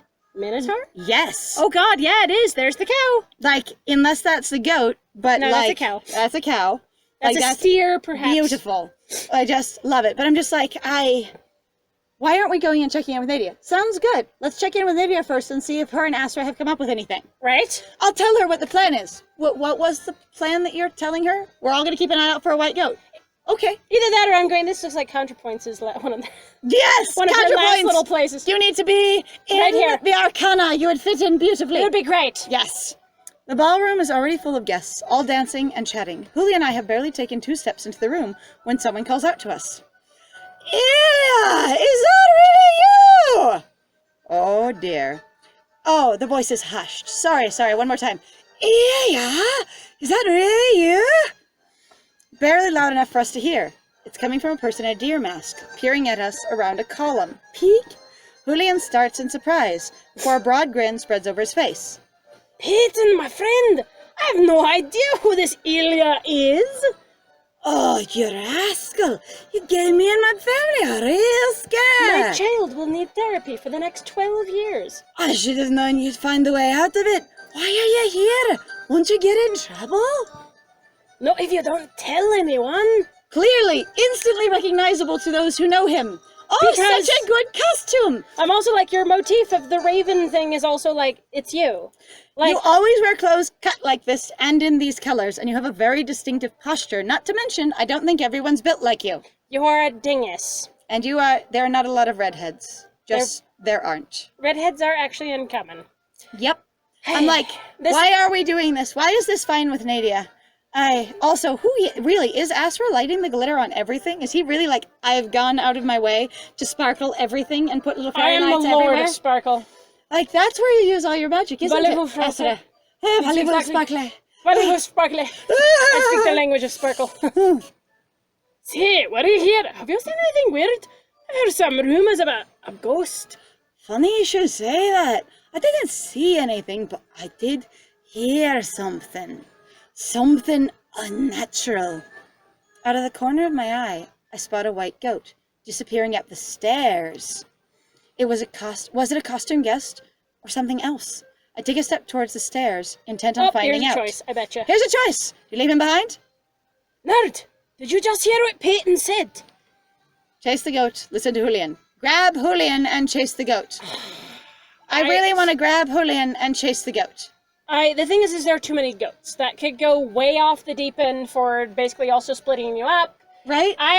We are split up all the damn time and we never work together and we keep asking him to work together. I'm going to listen to him. We should listen. Like, that seems very stupid. Overall, we keep telling him you need to work with people. You need to listen to people. You need to be part of a team. And the one time he really was just like, yep, just gonna fuck off from the team and go down this elevator lift cage thing. We didn't even point it out to him. But also the fact, like, I said, like, we would get in trouble, I'm sure, for it. But he seems to basically mostly be like, and then it will be dramatic and Also, sad. since he's so easily and immediately recognizable, I'm really gonna stay with him. Yeah, I will know. listen to Julian. I stop, turning back to Julian and his friend. I'm sorry, I didn't catch that. Well, I was trying to find the tiny sandwiches room when I heard two voices. Tiny sandwiches! I love tiny sandwiches. I love tiny food. The hallway was empty, but I could hear them talking, clear as day. Something about a deal and a thief. I exchanged looks with Julian. Two voices? Peyton! A rabbit-masked reveler rushes up to us. You never believe what I just saw! There was a ghost in the circus room! A jolt of adrenaline runs through me, and beside me, Julian leans forward eagerly. A ghost, you say? Where's the circus room? At that door, turn right, and then 3 doors down. You can't miss it. That's good. Wait, what are you doing here? Completely and instantly recognizable? I'll explain later. It's good to see you both again. Enjoy the party. Bye! And we run away, inconspicuously, a fast, non-conspicuous shuffle. This is me leaving the room at a normal speed. We arrive at a set of massive double doors draped with patterned fabric. People all around us milling and going both directions because it's an active party. Here we are. After you. Oh, Ooh. that's really Hey, cool we have another looking. one finally. Inside, gauzy fabric is draped from the ceiling. I love the ladders they use to go up there and light these lamps. They're wonderful. And over the walls. Floating lanterns cast a hazy glow over the room. Are we calling them floating because of how they're hung, or are they literally supposed to be floating like magically? I think it might be a style of I think like it is a lantern. style It's just of called lantern, a floating floating lantern, even though it's technically hanging because Trailing streamers as they float above the ground. Crowd. Thank you. I can read them like Trailing way down. streamers. The scent of caramelized sugar and fried treats wafts through the air because the vendors are totally reveling as well and get to be a part of this party. Right. They do not. 3 circular stages dominate the room. Don't see a ghost anywhere. Are ghosts really seeable? I mean, they're called ghosts, so I don't see an after image anywhere. I don't feel anything either, though I haven't actively cast my magic out for some reason, especially not searching the whole castle for a feeling of the, like the feeling in, Lucio's room. But I can just run around blindly with you like you're doing, it's fine. Yeah, we're really good at that. But the blind... Everyone, please take your places. The show is about to begin. Behind us, attendants swing the doors shut, and the floating lanterns dim. How did they dim the lights? Do they have electricity in this world? Like, do they literally have it, and we've just been lighting torches and candles for no reason? I don't know. I still like your idea about having a magical, basically machinery-based character. Like, that's badass as hell. I'm sorry, like... Okay, that's it. All of their lights in the castle, not the floaty ones, but the actual lights, are all lit by a magical machine, and this tech magician that is my new OC, they are the ones that are there maintaining it and building it, and they have a badass costume that has appropriate Victorian theme punk colors, meaning it is all the gaudy conflicting things that you would expect from the costume he picked up first. Yeah, no kidding. Well, why don't we stay and watch the show? Why? Oh, good idea. Which one catches your fancy? Assistants wheel props onto the stages, and costume performers take their positions. Are we supposed to pick one stage to watch? I don't know. Let's find out. Usually you watch all 3 if it's a multi-performance. To the left, performers dressed in red and gold start setting fire to ropes and batons. In the center, attendants wheel in a giant, elevated birdcage with acrobats perched inside. It is Cirque. You're going to be okay. I'm so excited. I love Cirque. And to the right, a trio of magicians lift their arms, raising a sphere of water into the air. We have more magicians suddenly. Actual, real magicians. Since when? What? Are they from out of town? Are they from out of city? Does Asra know them? Do they know Asra? Why were we the one to hire if you have these competent people? Well, because they're professional circus performers. As functioning real magicians? You said that magicians are incredibly rare if they're not charlatans or fakes. I want to watch the freaking magicians. Hey. Because I don't know anything about goddamn magic. Yeah, the water sphere. Fuck that. Let's see what the water sphere is for. Rather, let's see what the magic that is being actual magic is happening because we have no education on magic. Julian and I move through the crowd, getting close to the stage. Actually, I want a vantage point from the back of the room. Can I just sit on your shoulders and watch all three? Julian, hang on. I get on top of you. Actually, sure. Let me lay on the ground. Let me just squat down completely. I'll sit. It's okay. I will stand on this little plant holder and get on your shoulders while you crouch. All right, cool. We got it. And then I'll sit on your shoulders at the back of the room, and we can see what everyone's doing. And then anyone that thinks they're not being watched in the crowd, we'll be able to see them and sort of watch the show. Oh, sounds good. Yeah, then we can have fun and observe for suspicious things. I like that plan. I love being rowdy and messing everything up. And I think, yeah, it's fine. I'll try not to crack your hair while I'm up here. A trio of performers walk around the stage, waving and smiling. When they're all under the sphere, they leap upwards into the water. The sphere ripples, but They're holds. gonna swim through it. That's beautiful. I assumed they would, but I'm like, are they dancers or are they magicians? Are there magicians holding the sphere outside of there? I think they're holding it, and then there's dancers. You got 3 and 3. Okay. The dancers swirl through the water, the light playing off the glittering scales on their costumes. This is Cirque du Soleil. It is. The magicians raise their hands just a fraction, and fish appear within the sphere. Why am I not fascinated about the fact that there are suddenly more magicians? Like, no kidding. Colorful, warm water fish, a school of tiny silvery fish, and the sleek forms of sharks drift nearby. They're doing holograms. That's adorable. The shadow of an invisible whale with several pairs of flippers passes overhead. That's so cool. The dancers raise their hands, and at the same moment, the magicians let theirs drop, and the water splashes everywhere! Whoosh! The sphere crashes into the ground, splashing everyone nearby. And the dancers are gone. That's very charming. I'm also going, we were in the splash zone! Woo! Splash zone! The crowd bursts into applause, so amazed they hardly seem to notice their dripping clothes. Someone would be offended. You'd have at least one person that was offended. There was no warning of the splash zone. Yeah, pretty much. Because they had makeup, because they had some fabric that was sensitive to water, etc., etc. Yeah. I haven't seen one of those whales since my seafaring days. You had seafaring days? It's apparently a choice we probably missed. They seem bigger when you're in the water with them. Trust me on that. So you can swim. He's just garbage at letting go. But here, we should get dried up. We didn't get wet! We were in the splash zone. Oh, God, we got wet. We're going to smell even worse. Oh, no. Time to quickly clean. Oh, God. Allow me. It's easy enough to call a gentle, dry warmth to pull the moisture from our clothes, because I really don't want to smell like wet, disgusting 3-day-old apprentice. And him, wet, disgusting 5-day-old many ordeals. Many doctor. Many ordeals. That's very useful, isn't it? Thank you, my dear. Sure. I want to really find out where the other magicians came from and how they did that. And are they professional performance magicians, or do they do regular magicianing stuff too? As the performers take their bows, the audience clapping is wonderful. Oh, that's so Again, charming. sound design of this game, lovely. As the performers take their bows, the lights grow brighter and attendants swing the doors open. Let's try another room then. Surely someone's seen something. In this one, could we just observe the crowd for a while? Like from a distance, because people will be moving suspiciously through it that might not be obvious while you're in it, but will from a distance, because they'll move different than the rest of the crowd. Or maybe we'll find that tiny sandwiches room. Who knows? I'm kind of hungry. Neither of us ever eat, so that's reasonable. God, I really ain't gonna. We poke our heads into one room after another. Hello!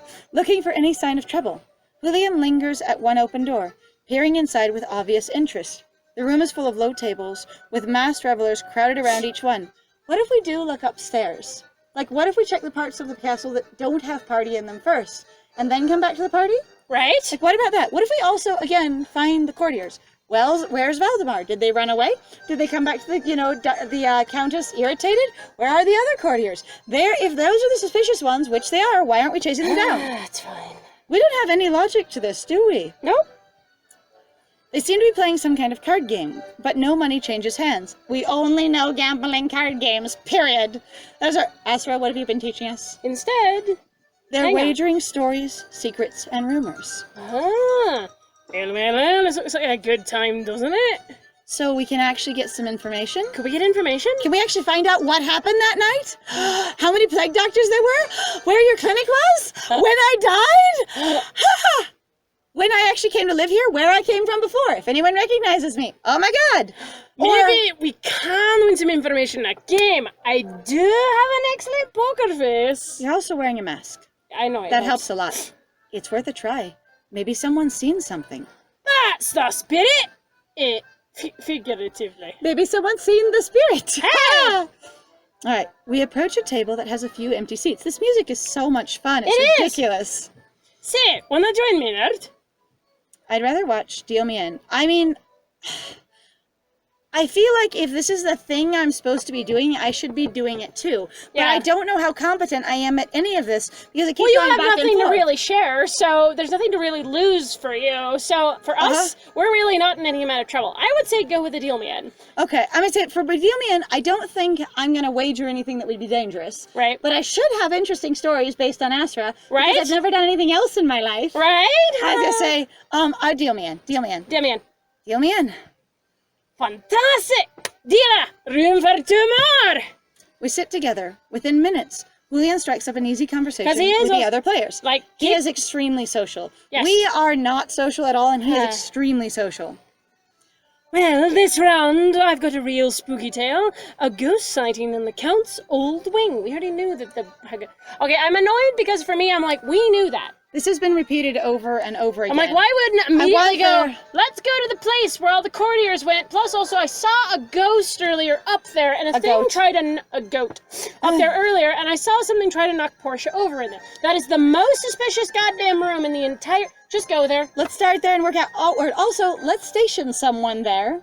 Because we have multiple people. We'll station 2 people there, 1 person who knows and 1 person who's a guard to help them. Because when you're alone, things suck. Right. And then we'll station people in other places. We're not very organized or coordinated about this. Oh, we're just kind of wandering around. Do you want to be annoyed about something else? Because go ahead and ahead. just read this line, because I'm annoyed.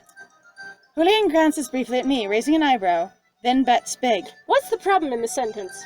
1, Just guess. Because I'm having a mechanics problem. we can't see his eyebrows behind his mask at all. There you go! I'm He like- doesn't have eyebrows. I'm sorry, I appreciate that you guys want Want him to be expressive, but you can't tell when someone raises an eyebrow when every part of their face is covered, except for least the the top- sclera of their eyes. Well, it's like Well, mostly the top like half anyways. top half of the face is gone. There's no eyebrows. There's no There are eyebrows. no eyebrows to see. Also going, I would be like, we already know that one. Do you have another tail? Right? That's what I would do, honestly. And be like, oh, but is it's that fine. all? What the heck does he Oh. bet, though? Is that my win? Must be beginner's luck. But bets big. What did he bet? No kidding. He Says we're bets not- big. He bets, well, I'll tell you the secret of what? I'll tell you the history of what? I have a mean, story of what? He's a huge storyteller, so we can just assume he bet I want to something know what he ridiculous. bet, though. I know. It I'll would tell add you more to the his story of the thieves at the salt mines of Prakra, whatever. I don't know. Right? Who knows? Now, what's this about a ghost? I was walking by the staircase to the Count's old wing area when I got the strangest feeling, like I was being watched. I looked up the stairs, and at the top I saw a pair of red eyes, floating in the dark. Don't be silly. You probably saw the Count's old sight hounds. Floating 8 feet off the ground. Maybe. Or maybe you already had too much to drink. Well, if you've got something better, then put it on the table. Have it your way. I've got a secret from the last masquerade. I will bet on that. Julian glances sidelong at me, and I nod just a bit. Yeah, see how well you can see those eyebrows? Yeah, his eyebrows look great. I have to know this secret. This one I need Yeah. to know. He looks deceptively casual, resting an elbow on the table and keeping up the conversation. But we're both playing to win. What do we bet? I know. I'm like, what are we betting? God damn it, why are we here? I mean, like, how are we betting? Like, if it's secrets and like, dreams and stories and whatever, what are we betting? I know. I'm like, this would be this would be a great game. But also, like, can you imagine going, I literally have nothing to bet. Also going, you stand here and you go, and what seems like a big bet, like I'm confident in my cards, is going to be, I'll tell you the story of the Hanged Man's Realm. Everyone going, oh, it's a magician. Shit, they're going to win. I fold. Right? I fold! This round is much, much closer. I find myself leaning forward, holding my breath. We're going to lose. Both of us. Then I feel a nudge under the table. Julian winks. the movement almost entirely hidden by his hair. So it's the other side. He turns around and looks at us and winks at this side. I guess. Also going, is he really stacking the cards? He is. He's handing me a card. I take it and he leans forward, telling a joke that gets the whole table laughing. My heart pounding, I slip the card into my hand and forget to remove another one from my hand so that I have the wrong number of cards in my hand. It's very subtle. Nobody looks twice at me, too distracted by Julian. We all lay down our hands and the high roller groans, disappointed that I have the wrong number of cards in my hand. Ryan, excuse me. Have you been cheating? Why is there cheating at this table? I thought you were a damn magician. I just used a glamour to make it look like I had a good hand. I was very careful not to use the cards in anyone else's I'm like, hand. we seriously do not seem to think much about magic at all. I'm like, again, what is the point of the magic? But you can't cheat. That's not in our moral grounds at all. We've been cheating this whole time, helping a fugitive. What? Right? That's not in my moral wheelhouse. I would totally cheat to win. Fantastic play! That was a real nail biter, wasn't it? Not through your gloves. He's a figure of speech. Glove nibbler. You shorty, what are you talking about? Come on, you want to bite your nails, is that what you're saying? It was a real glove nibbler. Come on, say it. I was hear you say nibble. It was a real... I'm gonna die. It was a real glove nibbler. Yes! No, falls over out of the chair from laughing. Are you alright? Shit! Thank you. So, what's the secret? That was you. That was me. All right, fair. During the last masquerade, there was a secret dinner in a hidden room. It was invite only, very clandestine, just for the Count and his special guests. The fucking painting. Even though that's ridiculous. It was a painting of who was there. Yep. We commemorated it, but how do we commemorate it? Right after you died? Who the hell painted that picture? No, what I did was I painted it beforehand, because I was an edgelord going, I'm going to commemorate it before it happens, to put a clue in front of everyone. Well, and also just go, I had all these people already assigned to these sorts of things, so it works. Yes, I knew it was happening, and so I painted a picture of it like an edgy shit. Yeah, pretty much. And I heard the guests got a once-in-a-lifetime offer. Hey, don't leave it at that. What was the other? I wasn't invited. How would I know? As the other players bicker, Julian clears his throat and rises. Well, that was fun, but we should probably get going. Enjoy the party! See you later, Greg and Bob and Harmony and Joshua and everyone else. I love all your names. You're fabulous. I might forget them in the next 5 minutes, but I love you. Goodbye. I loved hearing you say glove nibbler. Do you want me to say it again? Go ahead, say it again. It was a real... I can't. It was a real glove nibbler. Yes! We weave between the game tables and back out into the hallway. Look at us, partners in crime. That was just perfect. I love his little laughy face. That's very cute. As we walk, he abruptly stops in front of a door painted with swirls of rainbow color. Wait, hang on. I remember this room. More like, huh? Let's go in. You'll all regret it. Is it tiny sandwiches? We are dazzling. Hey, wait, what? Oh, look! It's the room we just came from with the circus in it. Hey! Wait. I know, they're all the room identical. with the secrets. It's fine. Wait. The room's centerpiece is a long banquet table, groaning under the weight of a feast. Okay, that would be really bad. It would be like, the table's going to collapse. Quickly, either everybody eat everything on there as fast as possible. Everybody grab a tray, the table's gonna break. Uh-huh. Servants holding trays, freeze, not putting another thing on the table. Someone else going, what? Puts down theirs to hear what's happening. Whole table, crash! Just smashes into the floor. Food everywhere. Slides into itself, collapses, things break. Julian, you really should not have tried to drag that table out the door the other day. Now look what you've done. You've weakened it. You've compromised its structural integrity. I don't even know what those words mean. Will it help if I say glove nibblers again? No, you have to say table leg pullers. Table leg pullers! You're pulling my table legs. You're pulling my table legs, and that's not the only thing that got hard. Oh, God. Smaller tables surround it that are not groaning under the weight, so we quickly move trays over to those. Sorry, here, just giving you a plate of sandwiches. You just a whole roast bird just for you. Oh, look, a Jello. Pep, enjoy. With a gap on the far side of the room for a small stage and dance floor. Oh, just look at that. It's even more vibrant than I remember. The banquet table is artfully piled with food, sorted by color. The red at one end, the purple at the other. It's a rainbow of food. They say you should eat a rainbow every day. So I start at one end, and I just like a giant serpent start horking it down across the table and sliding forward. Hang on, nerd goes to one end, aligns themselves up, puts their face down, and starts crawling under the table, pulling themselves forward. How? This is it. People just watching. I am eating the dinner like Someone's so surprised, like the wine just starts tipping over and peeing on the floor. Right? They're just still staring. It's just like and the whole room goes dead quiet. Yep. It's a Nightmare Before Christmas eating the Christmas tree thing. That's me right now, one end to the other. I've saved the table and I've tried the whole feast. Julian, it was great. You're right. The food was amazing. I love this. Julian. Wasn't that amazing? I'm sure they'll bring out more food for the next guest. It was a real glove nibbler.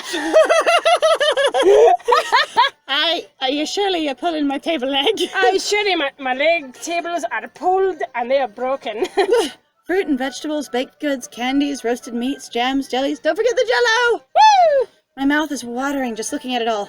I remember that I haven't eaten in days because I keep forgetting that food exists. Food. People sit at the smaller tables, chatting, eating, occasionally occasionally getting up for more food.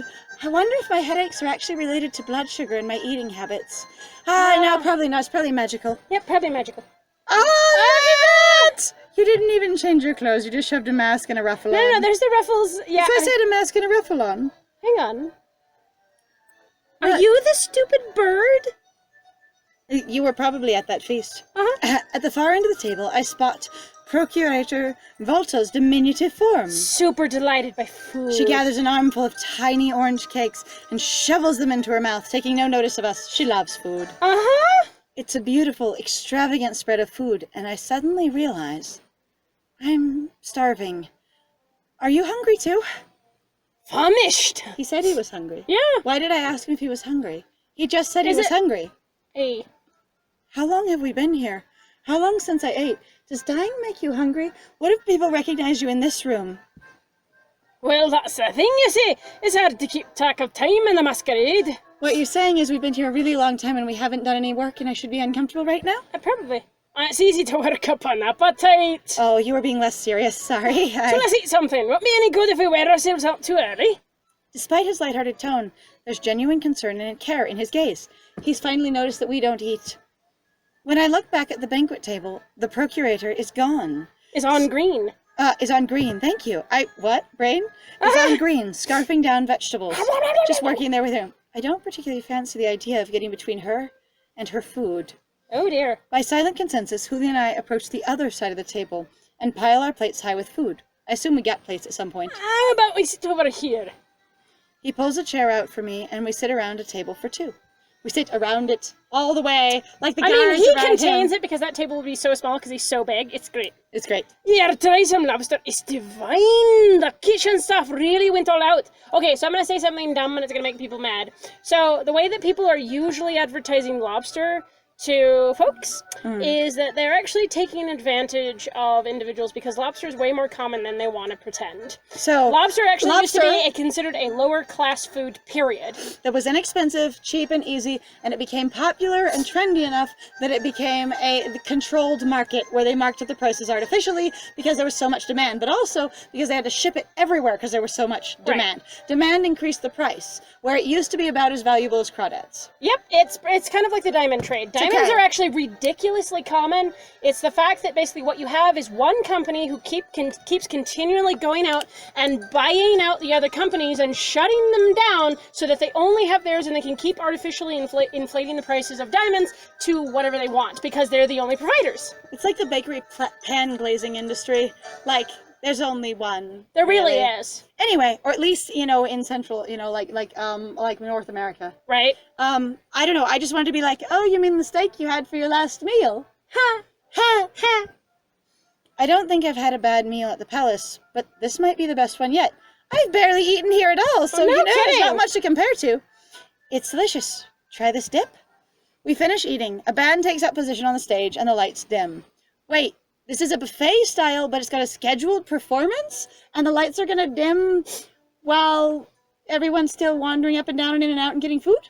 Apparently, yeah. Okay. Oh, this song. I love this song. You look deeply It's my mood. startled by this song. I didn't think anything I loved would be here. You've been describing things you love being here the entire time. I mean, shocked. Surprised. Shock! Something you love is here?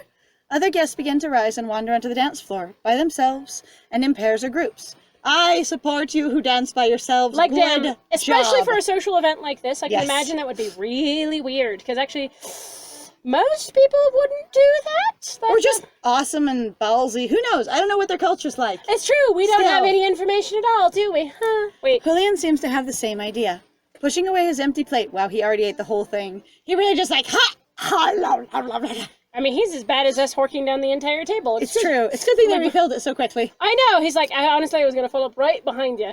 He stands, unbuttons his coat, and offers me a hand. Why did he unbutton his coat? So you can look at my chest. Do You like my little fuzzies? Do you have the same damn shirt on? Why the hell would you do that? That doesn't make any sense. Let me be less formal and less put together and less costumed at a formal costume party, and you can come dance with me. That doesn't make any sense I've been at all. drinking. Please indulge me. I think you're lovely and beautiful, and I would like to say glove nibblers for a really long time. I am charmed but confused May I at have your this motivations. dance? I take his hand, strangely put off by the fact that he needed to undress in public when he is still under scrutiny for being at large. If anyone knows, that he's there. I recognize that nipple! Shrieks. I know that chest hair! Also, or just going, now you're conspicuous, so people are going to be paying attention to you, going, why are you slovenly and halfly undressed? Let's draw attention to ourselves. It'll be great. It'd be brilliant. We step onto the dance floor together. Why the hell did you do that? Why would you want to make yourself stand out from everyone else, and especially in a formal occasion, make yourself look informal? Just read it. He guides us effortlessly between the other couples, resting a hand on the small of our back. He has his legs bent deeply into a near squat, and his arm reached down to the middle of our back. Yes! It's beautiful. I rest a hand on his shoulder and the other on his hip, and he winks playfully at me. We have to reach really far. We basically have our face mashed against his chest, trying to... And I'll get your hip. How do we do this? It's okay. What I did was I stood on his feet, on my toes, and then he put his hand on my hip, and I put mine on his, and we danced. Okay, that will work fine. It's fine. That's what we did. When I step forward, he steps back. Rather, when I push gently against his ankle because I'm on top of his foot, he steps back. We get it. When he turns, I follow because I'm on top of his feet. I have to. I can feel him. When and how he's about to move because we are attached on all the ends of all four of our limbs. We move together as easily as breathing. Just like that. Perfect. You're a natural nerd, even though it could literally just be that you have some sort of muscle memory built up for the years that you don't remember. Because muscle memory is actually something that goes deeper than what people remember at a surface level. But I wouldn't know that because it's different science than basically I've been exposed to, and I haven't really paid attention to science except for leeches. God, I love leeches. Do you know how much I think about leeches? I think about leeches before I go to bed. That's why I pace around at night. I love the little wiggly faces. I love a slimy there. I kept some pet... What? I should let you know that Asra gave me dance lessons all the time. It's how we passed the time whenever we weren't working. So I'm a great dancer, but thank you. Oh, that makes sense. But I'm glad you're excited about leeches. Go on about leeches while we keep dancing. Sure. Alright, so I had this leech named Bob. It's moments like this when I know I made the right choice. To come back to life? To unbutton your shirt? To Bring come back to the me city? to life! What choice?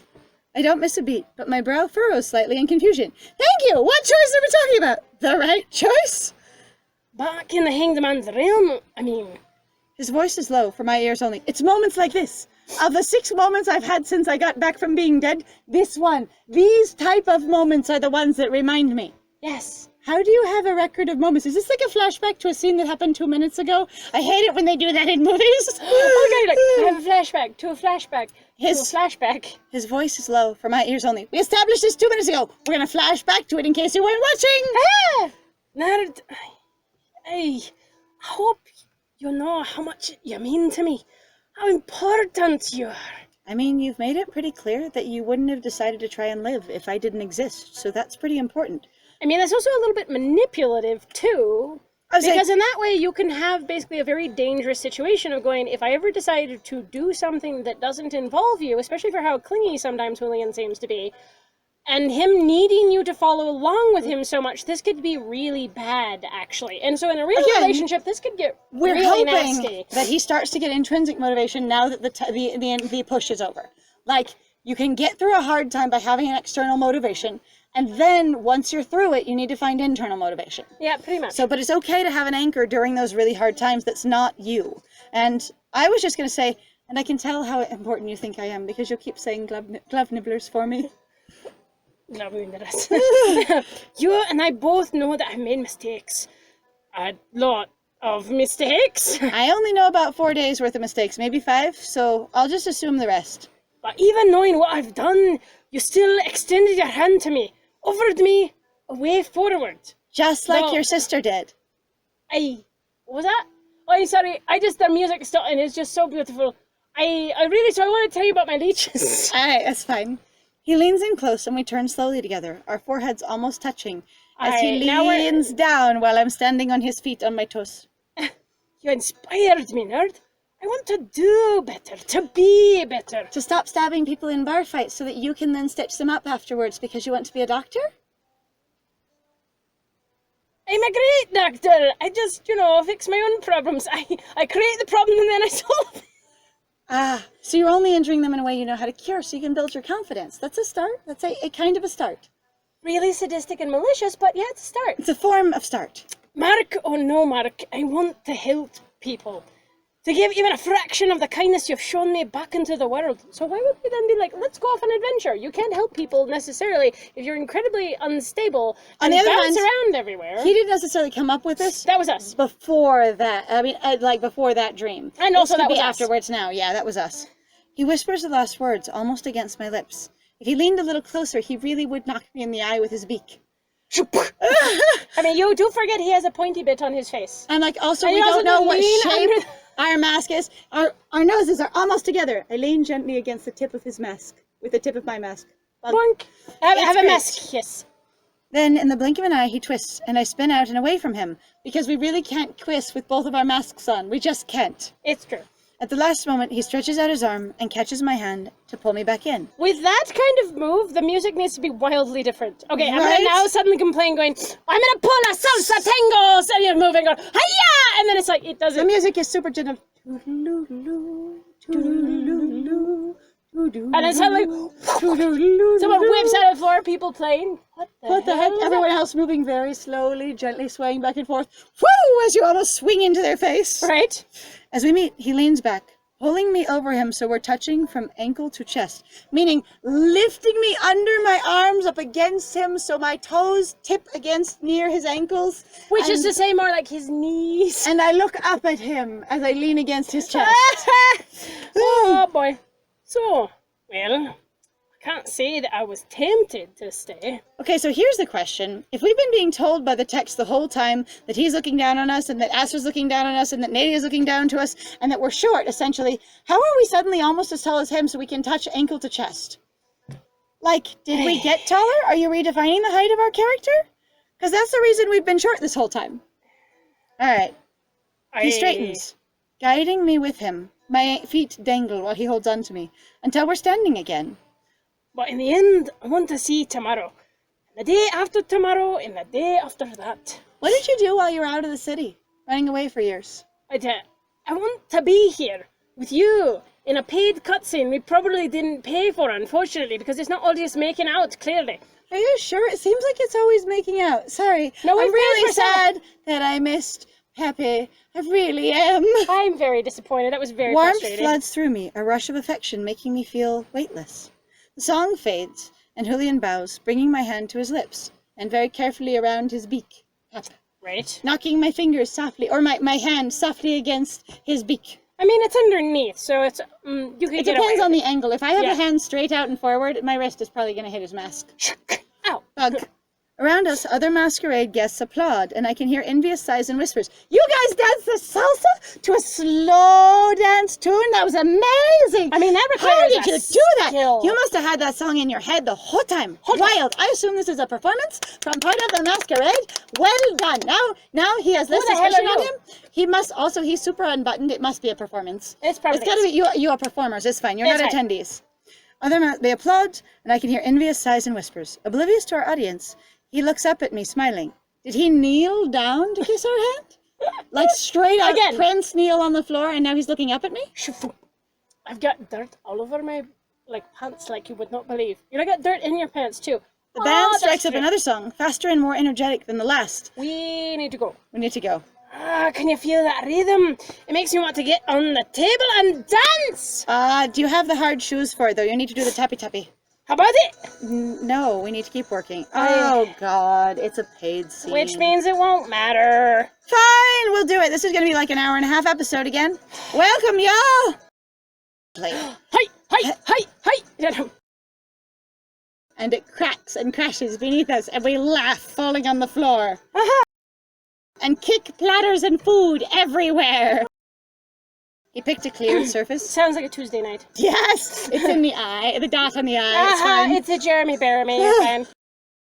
So we just danced up onto a cross and down the table. That's kind of cute. That is actually pretty cute. This is so dangerous. This is very dangerous. God, I really wish I was an actor instead of a doctor. What the shit am I doing with my life? You seem like you want to be theatrical and playful and creative. You don't seem like you want to be a doctor.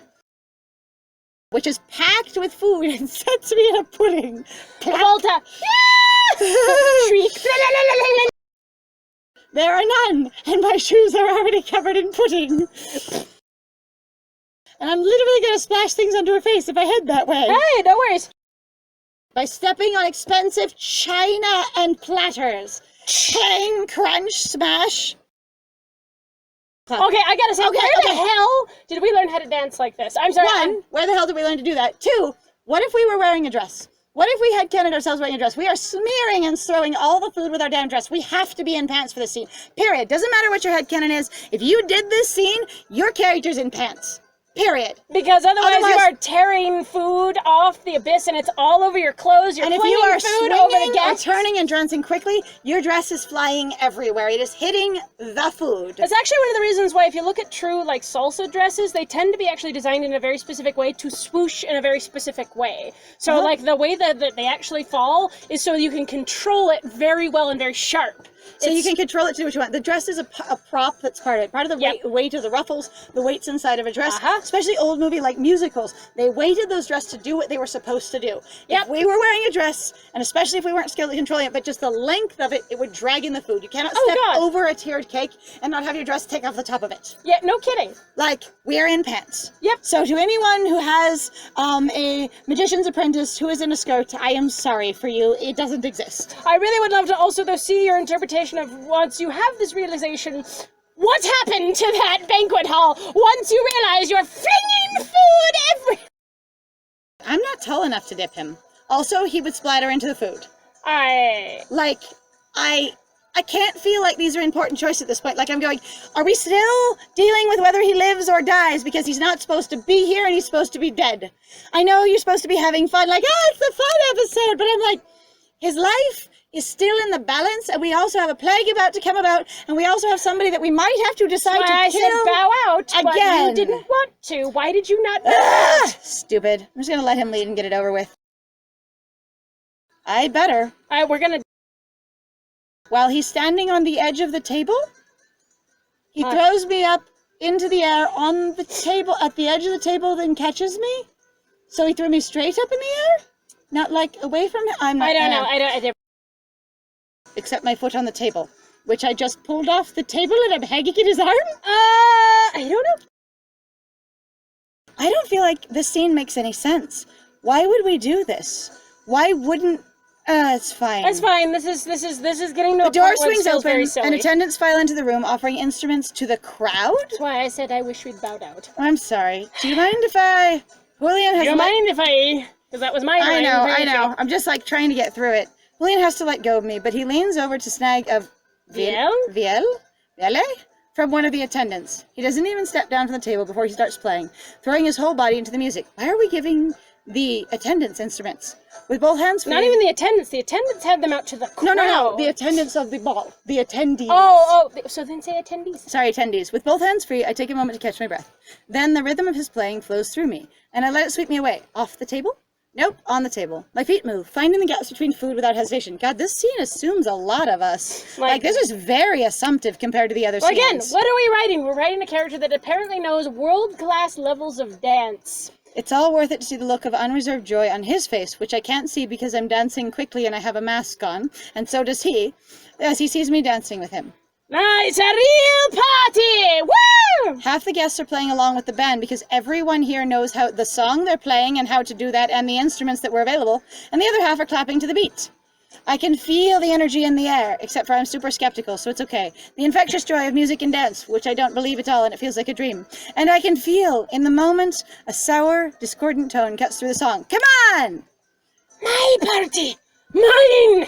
I can barely hear the voice over the music, but it stops me cold. Thank you! Are we into the plot again? I almost step on a platter, forgetting the dance entirely, as I look back and forth for its source. Something is crouched at the end of the table. I can't make out any details, but it sends a chill skittering down my spine. I can't have any of this! None of you can! With a swipe, it hooks claws in the tablecloth and pulls hard. Shoot! Down we go! Food and plates go flying. The other dancers scream and duck for cover. The festive mood shattered. You are not as good as pulling a tablecloth out as Sebastian is. It's true. Nerd! The tablecloth whips out from under my feet. I hop because I was hopping over everything else. It's fine. Julian tosses the valet to an attendant, then grabs me. Just like he did earlier. He steps down to a chair, then to the ground, supporting my weight. Oh, no, love food! Volta dives for the feast, now scattered on the ground. Behind her, the ghostly shape drops to the end of the tablecloth and claws uselessly at a ruined cake. Then with a thin, angry wail, it flees to the door. I run after it! Nerd, did you see that? It went through that door. We can't let it get away. Julian buttons up his coat as we're running. He's a disaster at getting dressed in all cases, and he buttons while he's running. I button 3 layers of clothing while I'm running. I'm gonna throw something at you, Lies, that might break your brain. Oh? I think he's lying. Ah! Fine. From the veranda, I can see that the hedge maze has been transformed for the masquerade. I catch a flicker of white just inside the entrance. Okay, so it just dived off the veranda and floated down to the hedge maze? Yeah, why not? In there.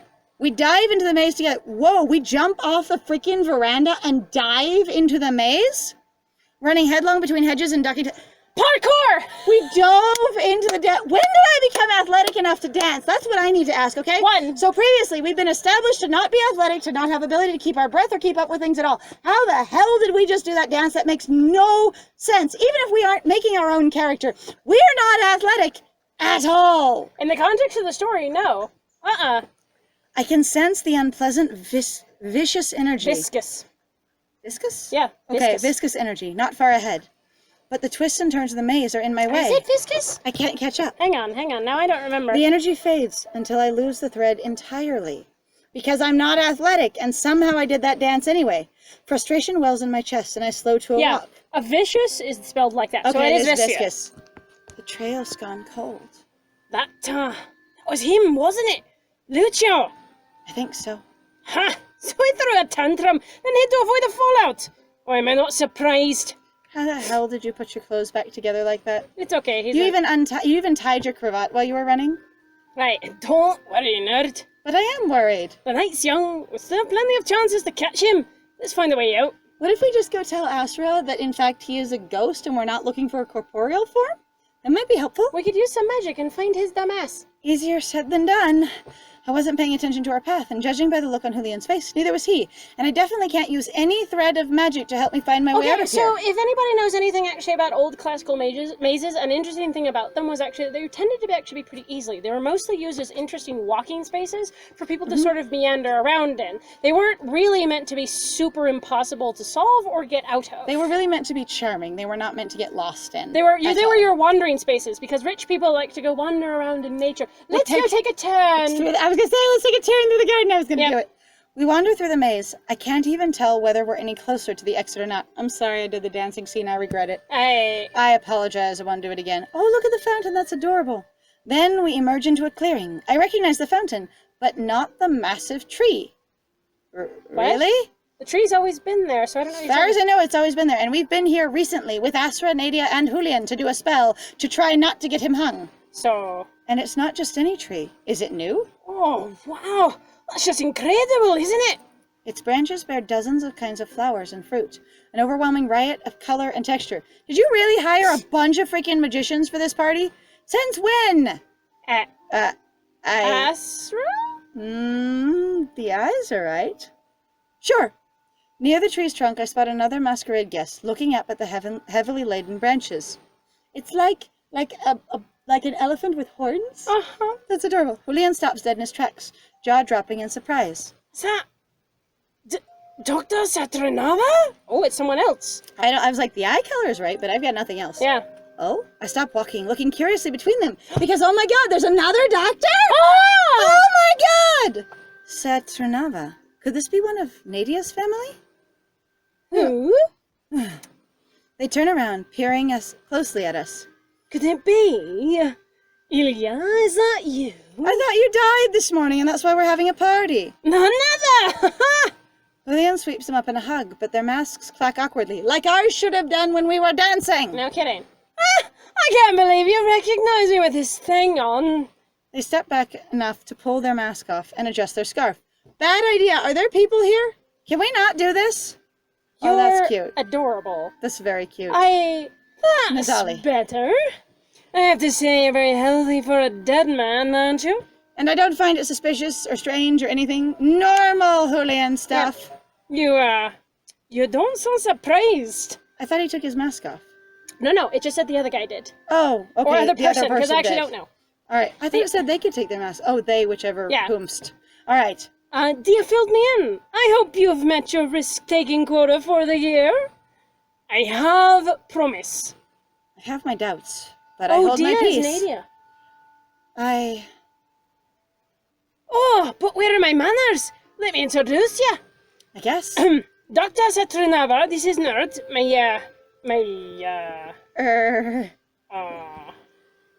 Yes, I understand. It's nice to meet you. And Nerd, this is Dr. Saturnava. Did she train you? Was she one of your teachers? We don't know if it's a she. We don't know Sorry, if it's a he. Did the individual I apologize. Did they train you? Did they help you? Were they in your clinic? You can just call me Nazali, you know? Nope, doctor's important. I could never. You taught everything I know about treating the plague. Why have you only learned about leeches and the plague? Did you train to come here for the plague? Was the plague here before you got here? I don't recall teaching you the art of resurrection. Well, it has been a few years. I've picked up some new tricks. Yes, you've grown since then, haven't you? You aren't half as gangly as you used to be. Are you calling me chubby? The stories I could tell you, Nerd. The plague might be over, but Ilya's antics are eternal.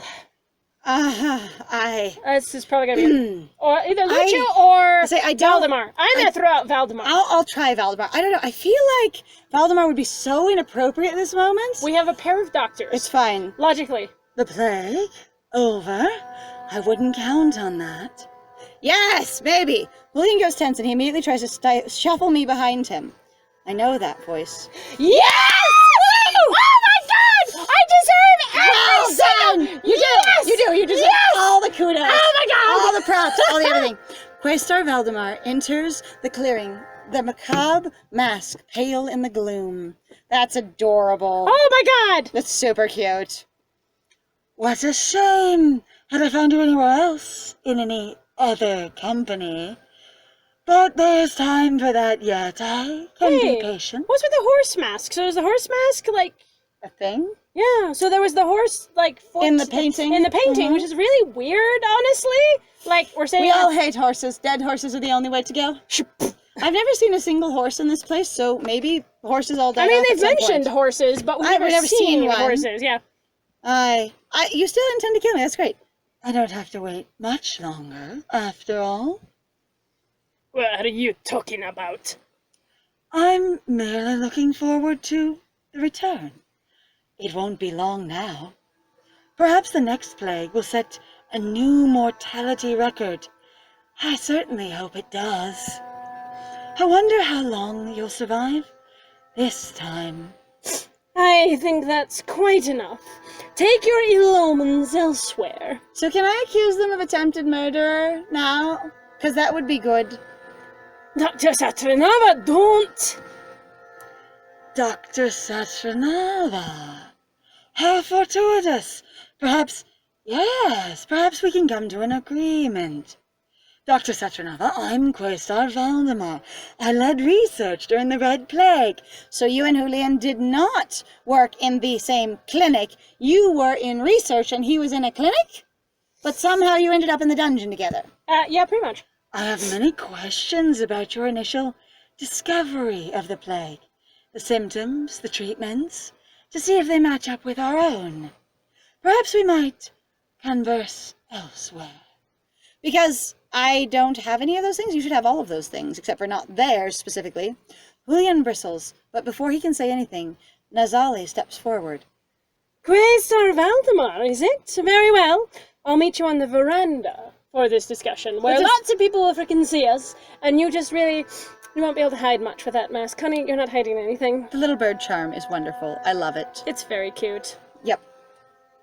I look forward to it. Without breaking eye contact, Valdemar walks backward, back into the hedge maze. Yeah, they're like holotypes. They just become sucking back through the hedge. Yes! That's it! Oh my god, that's so bad. Dr. Satranava, is that really alright? Valdemar is... They just tried to kill me a few hours ago. There's something! Oh, I'll be fine. I'm more worried about you two. Us? Don't worry about us. Then I'll try not to. Take care, Aelia. And I've stood there hidden behind him the whole time going, by the way, if anyone hears us talking in this relatively active area because people were going through the maze and stuff and they're all over the place, then, excuse me, why are we using his name and calling him out? It's fine. Maybe not everybody knew his name, though. If they didn't know him as Ilyushka or Ilya, it really doesn't matter. He went by Julian, but we don't know at what point. But he just seems very distinctive. I'm just frustrated. No, I know. He's huge. Who else is his height? Seriously. I mean, we know that Muriel's taller. That's all we got. That's all we got. It's true. Nazali ducks their head to put their mask back on. I can read this. Then follows Valdemar into the maze. How do we always know their pronouns if they don't tell us? Like, how are we so intuitive to know everyone's pronouns if they don't tell us? I mean, there's also, though, that thing, too. So what we're suffering from, I think, in this case, is going that, socially speaking, for us in the United States, it's very heavily encouraged that default is using he. Mm-hmm. So we're having a problem for you and I of going, your default is he, even though we don't necessarily mean gender by it at all. Yes. And, like, I've always said, socially, because I actually grew up back east in, in Tennessee and eastern part of the United States. He is neutral. He is supposed to be neutral, but also you said dude and guy and my bros and my homies. Like, me joking around with that a lot is really just the culture that I've run in. Mm-hmm. That's kind of what happens. That's even why sometimes you run into people where they don't even mean it affectionately. They'll be like, hey, babe, what's up? But I just mean, like, if that's us talking and thinking, how do we know so many people's pronouns in this whole world and game? Is there a visual coder that we should know as this character that we, the players, don't know that indicates multiple genders? Right? So we can see... Again, more culture, more background. We don't have any information. We never even shared our pronouns with anyone else. We didn't have that conversation. If you want to encourage like people going, here are my pronouns, you should ask people first rather than just going, I'm going to guess. Or, hi, I'm Liz, she, her, nice to meet you. Yep, and hi, I'm Scandal, they, them, how are you doing today? Kind of thing.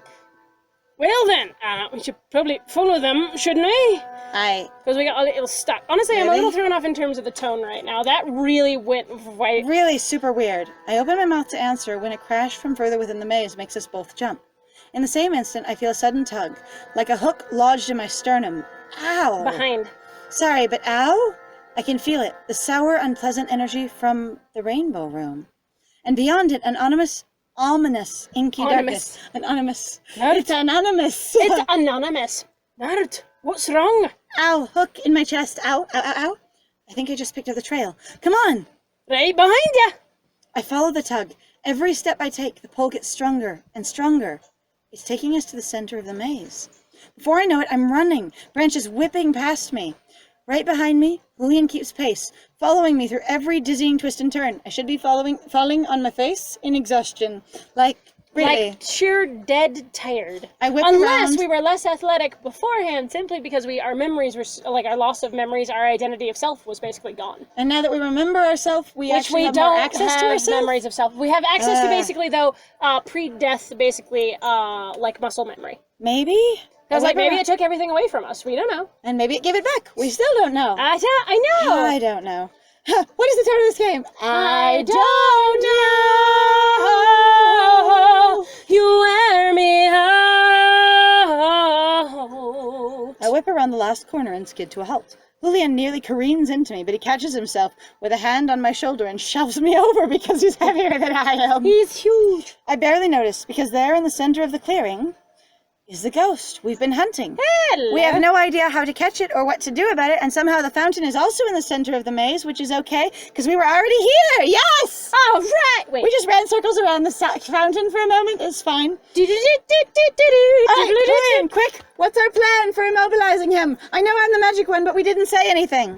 Oh, right. Hey! Thank goodness! Oh, Wow! Holy cow. Okay, well, was a lot. dang, guys. This has been Scandal. And I have been Lies, and it was great playing with you. Bye!